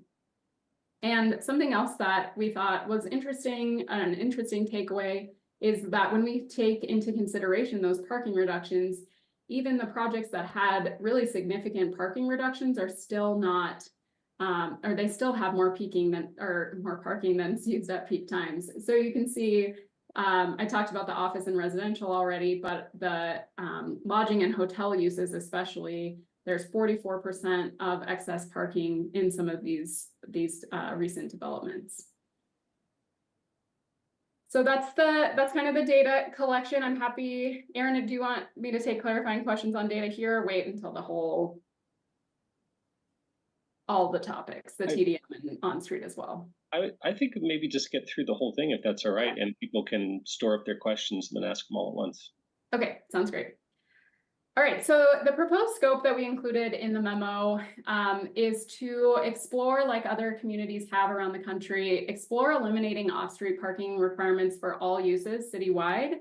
But if that doesn't end up being feasible, just looking at what those reductions, what we could potentially reduce these parking requirements to. It seemed very clear through the data that we are requiring more parking than is needed and is used. So that's why staff is recommending exploring eliminating those parking requirements in full. Also related to the state bill, staff is recommending implementation of that state bill in the transit service area, but also considering applying those same regulations outside of the transit service area because it already encompasses 81% of the parcels, rather than to create a complicated situation where we have 19% of parcels that have different rules than the 81%. So those are our recommendations related to off-street parking, and I am going to pass it off to Chris Haglund, who will go through TDM.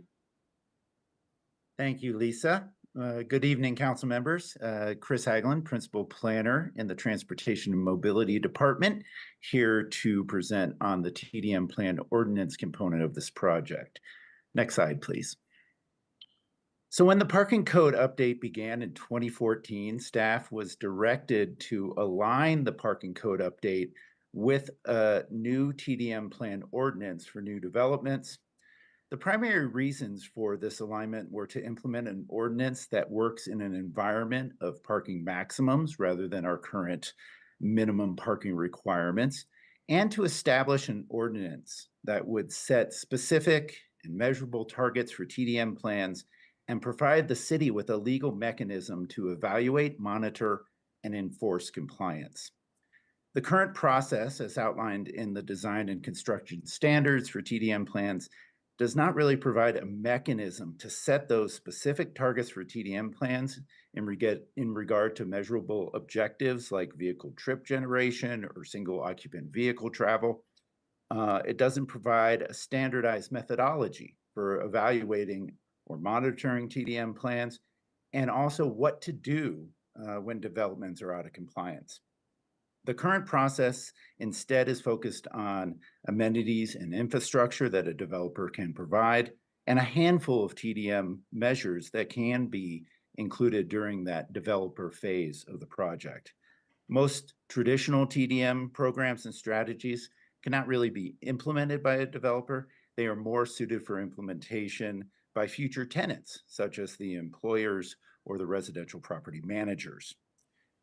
It was also thought that if the city were to move to parking maximums or a mix of maximums and minimums, that as the supply of the off-street parking spaces provided by the developers lowers, then the TDM requirements would increase to meet changing target levels. Between 2014 and 2019, staff and consultants reviewed TDM ordinance best practices, identified the key components of TDM ordinances, and then began the work of analyzing options within each of those components with input from boards, council, and stakeholders, with the goal of designing an ordinance that fits Boulder's needs and vision. Next slide, please. Based on our best practices work, any TDM ordinance for new development has a common set of components. These components include the purpose and the desire of the TDM ordinance, the triggers and the thresholds of applicability, what are the measurable objectives or performance metrics that you're actually measuring for compliance, a methodology or a formula to set those target levels of those measurable objectives, and also what type of TDM elements, programs, or strategies would be required under the ordinance. Also, the monitoring of compliance and enforcement, and then all of that kind of rolls into what is needed in terms of funding or staffing need in order to manage that ordinance. Within each of these components, there's a variety of options and policy decisions that we need to make in designing the ordinance. But for the purpose of this meeting and kind of the restart of this project after a very long hiatus, we wanted to focus on getting council's input on the first two components, which in many ways really set the tone for the ordinance as a whole. Next slide, please. The first set of decisions to really make when you're designing a TDM plan ordinance for new development is making explicit the purpose of the ordinance and the desired outcomes. When looking at these kind of decisions, I often think of a pendulum and thinking about where on that pendulum do we want to be. For example, on one side of the pendulum swing, we can have that the purpose of the TDM plan ordinance is simply to mitigate the impacts of new development on the immediate areas or the adjacent roadways. At the opposite side of the pendulum swing, we can envision an ordinance that is a policy tool to significantly push travel behavior change to help meet the city's transportation and climate goals. In the middle of that swing, we can think of many other purposes, such as expanding our multimodal access and infrastructure, expanding our mobility options, proactively addressing curbside uses on adjacent roadways, or extending mitigation into surrounding areas proactively.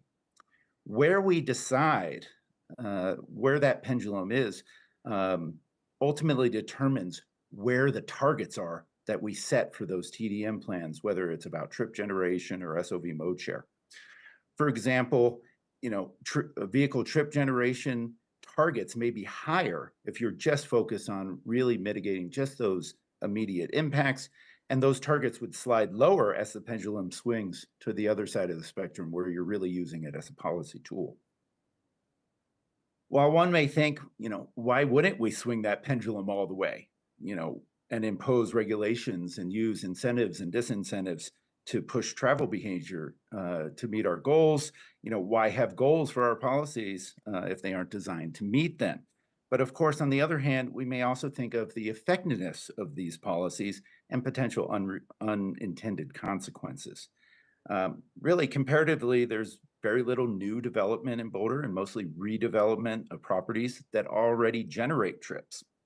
So really, what would be the overall impact of a policy that only impacts redevelopment in those net new trips compared to the totality of vehicle trips, vehicle miles, and emissions that are produced every day by existing properties throughout the city? The city's not going to really move the needle and meet goals by solely focusing on redevelopment. Furthermore, the placement of the burden of high-reaching requirements could also have unintended consequences on economic vitality, our pursuit of affordable housing, and recruiting new commercial businesses to come to Boulder. So these are all things we need to think about as we decide what is the purpose of this ordinance and how is it going to affect all these other things that it can. Next slide, please.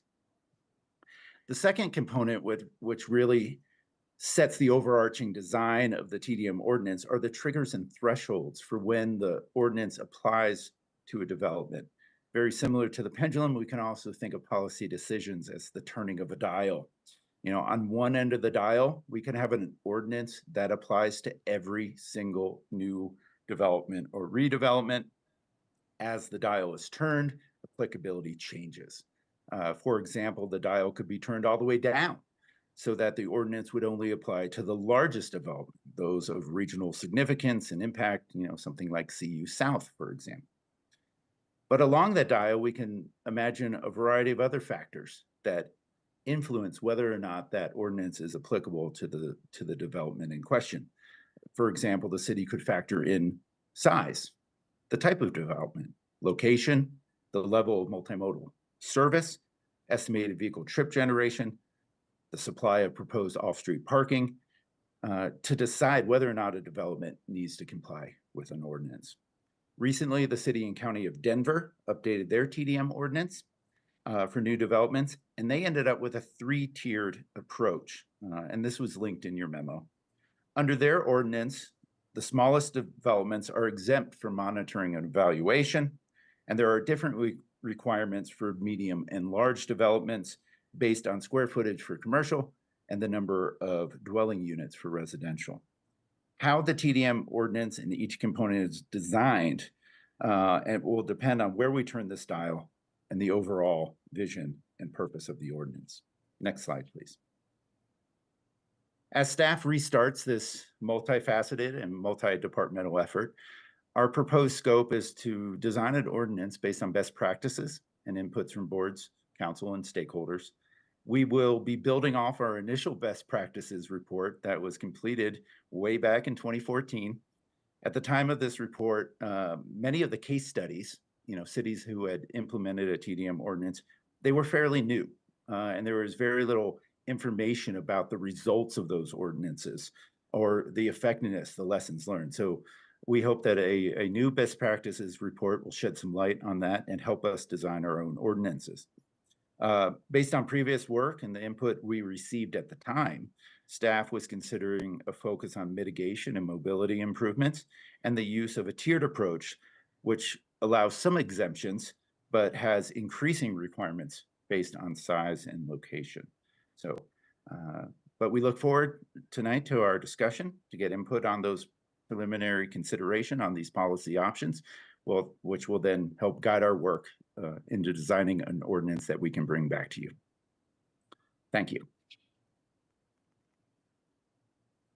Thank you, City Council. I'm Samantha Bromberg, a Senior Project Manager with Community Vitality, here to speak about on-street parking management strategies. Next slide. A little background on the history of on-street management strategies in residential neighborhoods.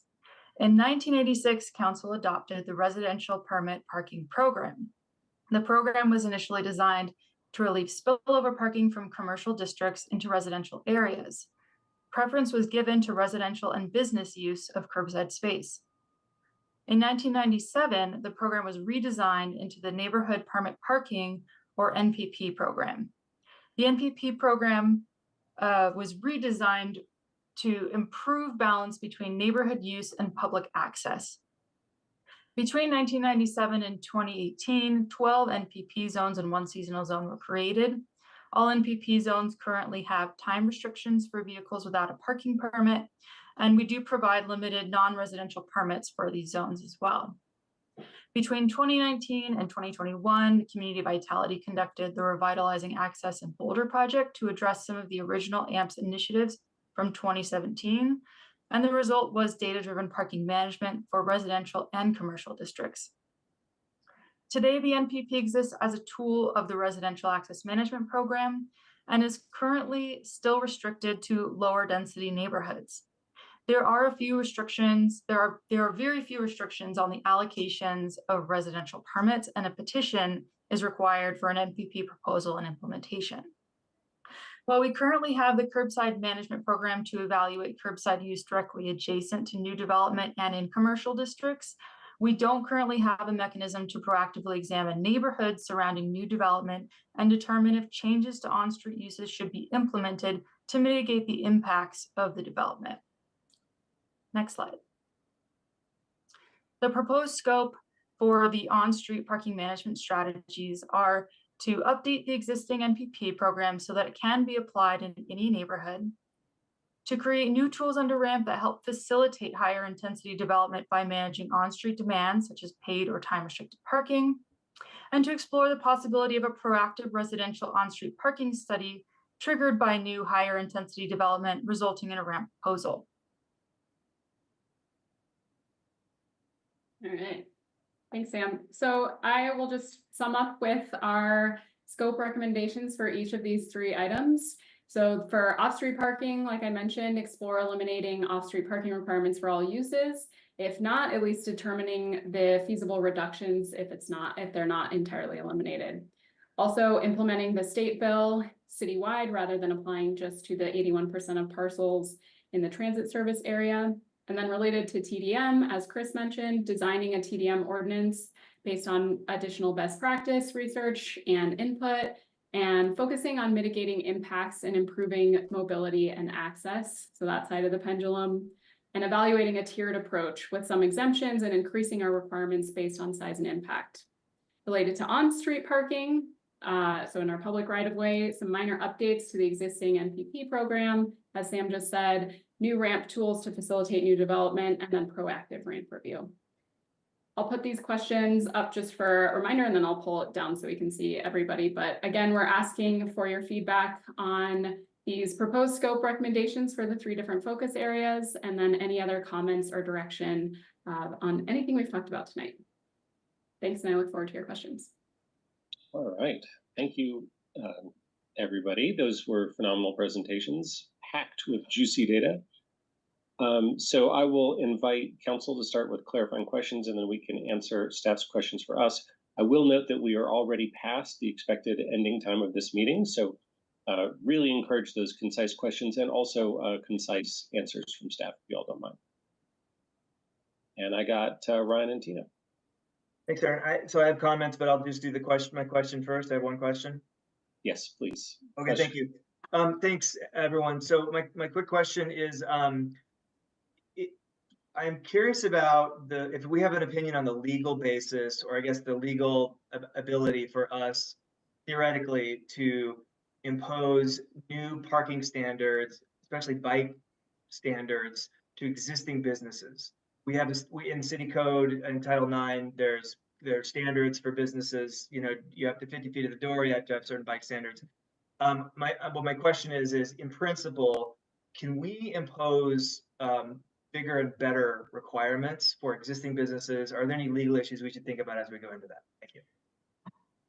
I would say for that, the way that we treat that, typically there needs to be a change or a request for a building permit or a different kind of land use approval before we require compliance with some kind of new regulation. And so I'm not sure that we have an existing mechanism where we could just go in if the business isn't requesting something of the city at that time, where we could apply a stricter bike parking requirement.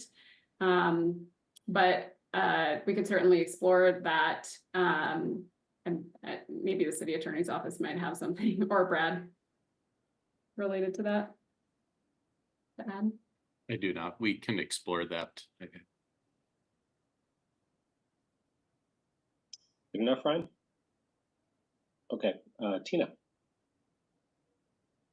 Yeah, I had a question about what kind of, do we have any, or has staff already looked into how people who don't have off-street parking in the residential sector and possibly in like places like Boulder Junction, but mostly in residential, is there a way to do electrical vehicle charging running a cord over a sidewalk? I'm actually seeing a little bit more of it in my neighborhood.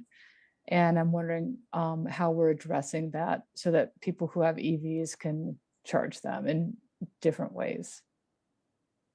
Yeah, that's an interesting question. I don't know the answer to that about the charging like over public right of way. I do know that what we've seen in the many different cities that have adopted either reduction in parking requirements or eliminating parking requirements is much like ADA accessibility. There's still often language in the code that says that you still have to provide the parking that's required for ADA. And so similarly for EVs, you still have to require the required number of spaces that are required for electrical charging. Okay, and so, yeah, I'm wondering if other communities for off-street parking, especially in commercial, office, or medical, if you reduce the parking minimum, did they increase the number of parking spots requiring charging? Yeah, we could certainly look into that. I don't know the answer now, but that would be an interesting thing to look into. Okay. And we're doing comments later, correct? Correct. Just questions right now, please. And I'm not seeing any other raised hands for questions. What? So we can move into comments, and I'll just say to tee this up, maybe we can start from a presumption that all of staff's recommendations are fantastic. And so just if you have any specific additional comments above, hey, they're great, or if you want a particular different cast of them or feedback on engagement or such, please offer those up. But if you think it's all peachy, no need to pipe in. Ryan. Thank you, Aaron. Okay, I have a few things to offer, so I'll just try to go through it quickly. Thank you, Lisa, Chris, Samantha, and team for doing this. I appreciate all of the work that's gone into this and also the deep expertise you all have. Also, raise my hand quickly because I'm very excited about this, in part because this is one of the things that I had raised and counselors had talked about during the retreat as an area of work that we might do as a work plan item. But fortunately, the work is already underway.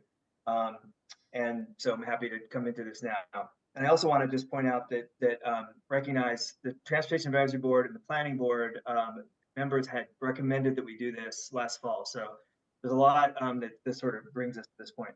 So I'm going to try to answer the questions. I'm just going to make 5 points. They each have a little bit of substance, but I'll try to move quickly. So number one, just to start with TDM, where Chris left off, and on the, or I guess where Chris was, and on the macro end of that that pendulum that Chris had, I'd like to just say a few things, big picture, which is, you know, to make this, I guess, strategically clear. The way that we manage demand in our transportation system is one of the primary things that determines the services and the accessibility we get and the stocks and the flows of all the vehicles that are in our town. And so demand management, big picture, is about the incentives and the subsidies that we provide. And it explains why we have our current approach, our existing approach explains why we have a system that is so car-centric. And I'm thinking about the data that Natalie, the transportation director, shared last May when we were kind of setting up for this. 15 years ago, in 2009, our share of cars was about 60%. That's both single occupant and shared. Today, it's like 57%. So that basically hasn't changed. And it hasn't changed because we haven't managed for it to change with demand management, which is one of the biggest levers we have. So sometimes TDM can mean developer requirements, but it's more broadly about this bigger approach to managing our transportation system. And so brings me to my second point. Demand management is a tool, but by itself, and I know Chris said some of this, but just to say a little more, it is not an outcome, and it doesn't drive results any more than we tell it to. And it doesn't have any real meaning outside of what we're trying to accomplish. And so I think the place we really need to start with this whole initiative is to clarify the outcomes that we are trying to get to and figure out the strategies from there. I think the obvious outcomes are deep improvement in or significant improvement in the mode share. We can talk about what those numbers are, but we should have a quantitative number for that, for vehicle miles traveled, and for safe streets, meaning deaths and serious injury improvement, as well as greenhouse gas reductions. I would propose that we start with where do we want to be on those targets as a way to set up now what do we need to do. There are other outcomes we should also be looking at, including financial and resource efficiency. This is a huge area of expense for our city that it takes place not just inside the transportation department. We also have the strategic plan, which has 15-minute cities, and accessibility. And so I would propose that when we next come back to this, that there is some rationalization of the ambitious change we want to achieve, and that we address the strategies from there. And then the final thing I'll say on my number 2 point is that demand management is a tool that allows us to decouple people from cars. And often when we hear people say things like, it's overcrowded, it's noisy, it's congested, it's usually the cars that are actually the problem and not the people. And so this demand management gives us a tool to decouple those things. So my third thing is that we should think about all of this, all of what we're doing in this whole exercise as demand management. And as we do, we should think of some principles that we're applying across all three of the components that we've heard from. So one, we should update target outcomes for each of those. They should be consistent, but they shouldn't be separated and different. We need to think, how are all three of these going to work towards those ambitious targets? We should also be looking to end subsidies for personal passenger cars in all of its forms. It is a mature technology. We do not need to continue to subsidize personal passenger cars in general. We also should try to be incentivizing smaller vehicles that are more efficient and that use our resources of the city more efficiently and that are safer. And finally, on this sort of third point, just sort of cross-cutting, we should be trying to understand parking as it applies to not just cars, but to bikes. And so ideally, whenever we talk about our car parking policy, we should be talking at least about our bike parking policy, especially considering we have larger format cargo bikes and e-bikes, and that should be the same part of the conversation. So that's the third thing. I'll move on to my fourth point, getting more into kind of the things you asked more directly about. So with the section on TDM, there was a question about whether we should be thinking about TDM more broadly than as a requirement for developers. And my answer is yes, we should be thinking more broadly. We talked about this at the retreat and more broadly. My understanding is that that should and could be in scope for this, a sort of general policy making for how we do demand management across the city. So we should do that. And as the way to do that is to, in our TDM work, to express a vision and an approach for how demand management is going to drive the outcomes in our transportation and mobility work. That should include maybe some of the preamble that I had mentioned earlier. But we should also specifically recognize that demand management covers a lot of things, including land use. And it is the business team working on our demand management to bring forward land use proposals to this council in order for us to at least have it on the table to consider what it is are the biggest levers. Also, the current state, we should recognize as we do this, that the current state is a function of decisions we've made to induce the demand that has given us the car-centric city that we have, according to the data, and that we have to actively make reforms if we want that to change. When we do that, we should establish, so I guess I'll just say period on that. We should specify that the investments and commitments that we make going forward after this policy, our broad demand management policy, that then the commitments and the investments we make in our transportation system should be consistent with that strategy. As part of that, we should, we talked about this at the retreat, that we're going to update our treatment in Title II of City Code beyond vehicle engineering or traffic engineering to discuss accessibility. This would probably be a good time to introduce that. And then as we do that, we should think about how to integrate our parking and TDM strategies across other departments. There was a comment that came in from planning board member Kurt Nordback about bioswales. This is integrating vegetation and natural solutions with parking. So we should really try to push for that in the policy. Okay, now I'll go into a little more kind of tactical stuff. On the TDM aspect of not just the big citywide policy, but the developer standards, which is more what Chris was talking most about. Yes, I think what you have there is good. I would also suggest we really bring forward more the idea of bike parking minimums, how to create a more robust system for bike use in all of its forms and in all the seasons and for all different kinds of people. I would also love, I asked the question of, can we apply changes to existing businesses? I would love to explore that further. I also would like to, if there's a way to do an evaluation of how our business is doing.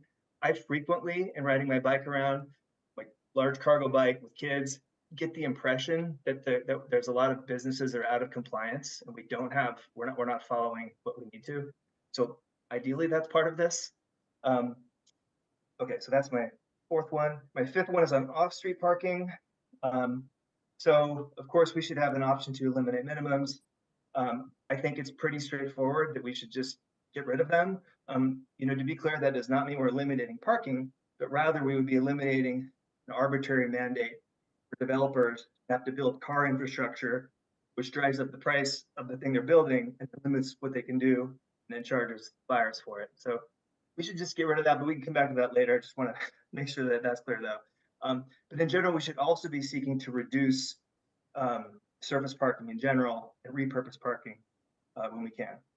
And my final point, number 6, on the on-street / neighborhood parking. So this is about storage of private vehicles in the public right of way. I do think there's a case that we have a role to provide this to some extent. But let us please remember that the vehicles will expand to fill whatever space we give them, especially if it's cheap. And one of the existing items under the NPP says that it provides for all modes.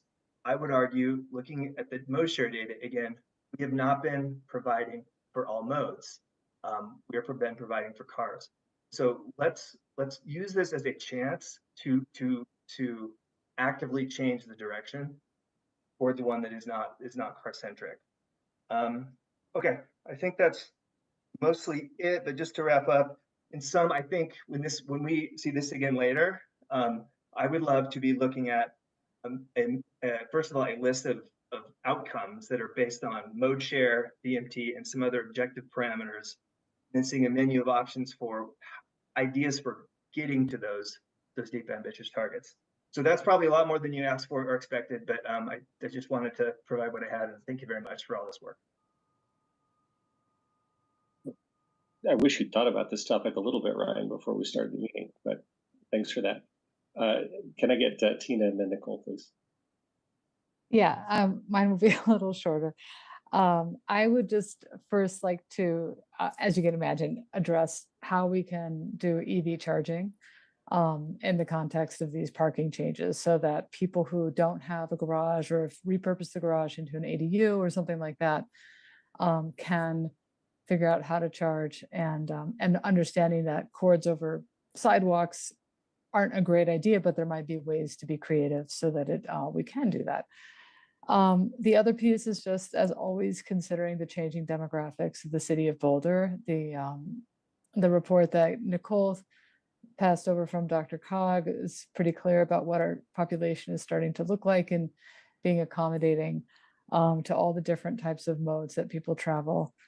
And then another piece is we talk a lot about the cost of a parking spot as adding to the cost of development, which is absolutely true.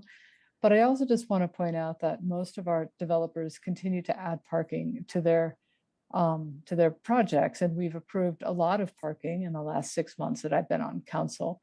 And just understanding where we can educate and show that maybe they, so I don't know if I'd go for a parking maximum, but just letting people know that these are like the data you showed today, that the staff did, this is what we're seeing in terms of parking usage, so that this might be a good target for this kind of company. And then finally, understanding that there might be different types of occupancy as we move toward companies that are life sciences, where people are expected to be in a laboratory or on site. Bigger days might have a different parking need than a company that has a lot of remote workers, or even the city for that, for the same reason. So just thinking about all the different ways that people use parking while we're continuing to look for people to be more multimodal. And also that reducing parking minimums doesn't mean that you eliminate parking.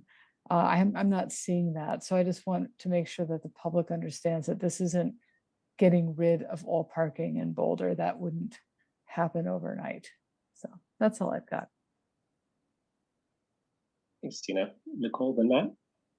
Thanks so much for this work in this presentation. And I'm just gonna take us way, way, way up high. And this is just a suggestion on helping out with engagement, because these are topics that all get pretty wonky and detailed and into the weeds. So my question, just to kind of think about, not necessarily for an answer tonight, but how do we convey the general goal of this work to the community in a couple of sentences? What's the problem that we're trying to solve here? And why is it relevant to everyone's lives? I guess what I'm trying to get to is a place where, how can I go out and cheerlead the value of this work to community members who don't know what terms like parking minimums and TDM and those kinds of things mean, especially if they have a connotation where they might be things that seem a little bit scary, like, to Tina's point of people may think we're talking about getting rid of parking all over the city or something like that. So anyway, just how do we get that really high level picture of what's going on that just about everybody in the city is going to know why it's relevant to their lives? I think that will help out with getting people to engage in this work and give us feedback on how it might impact them. So thanks again for all the work.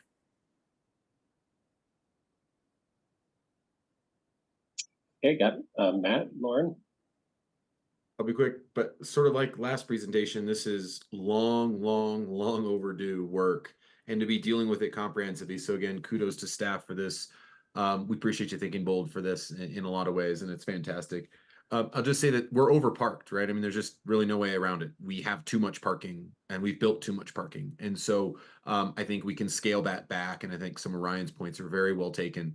But it does mean that we don't, it's not that we stop needing to build parking. And there's really two things that become really essential when you think about new parking that we are going to build, which is enhancing our EV infrastructure for parking and employee parking.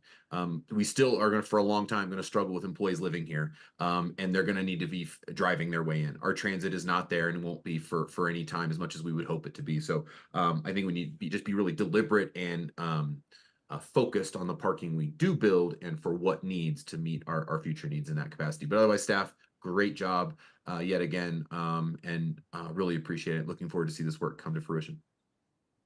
Thanks, Lauren and Taisha. Thanks. I appreciate all the comments that have come before. And the particular piece I just want to touch on is making sure that the parking that we already have is utilized at a high level, because, particularly as we look at maybe new projects not having parking, are there ways that we can encourage sharing of existing parking? And also along with that, the city's permit parking system and how that renews or doesn't, and just kind of diving into the weeds on some of those would be great. Thank you. Thanks, Taisha.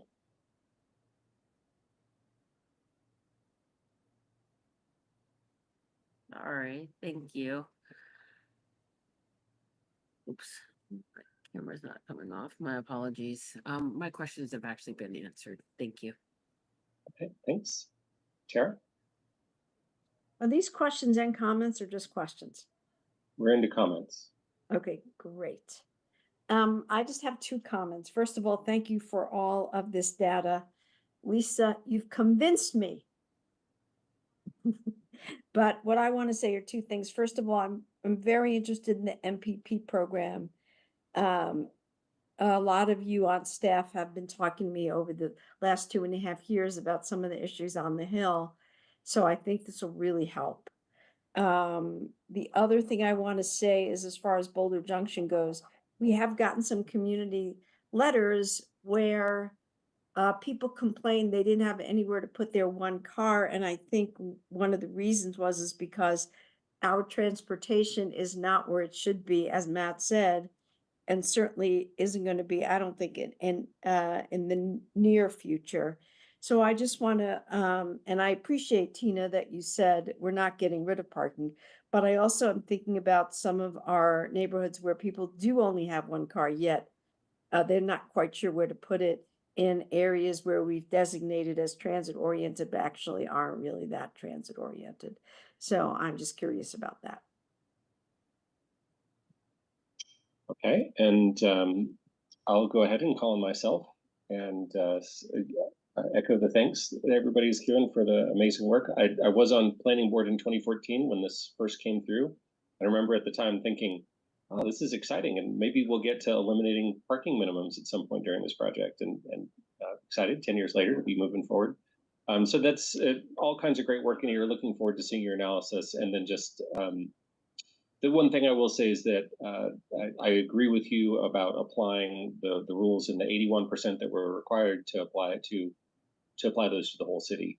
And definitely look into best practices, but we have seen 78 cities just remove their parking minimums, and I don't know of any major failures from the articles and such that I read. So it seems like that doesn't necessarily take too much time for analysis. But anyway, look forward to what you're coming back with. But it seems like we're going in a good direction all above, and appreciate a lot the points my colleagues have made, and Ryan thinks deeply about these questions, so appreciate some of those issues that he brought up as well.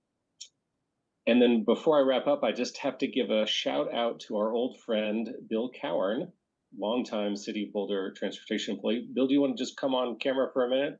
Good to see you, man. And of course, we've worked with Fox Tuttle for many, many years, so it's a great combination there. All right. Staff, any questions for us or any final comments?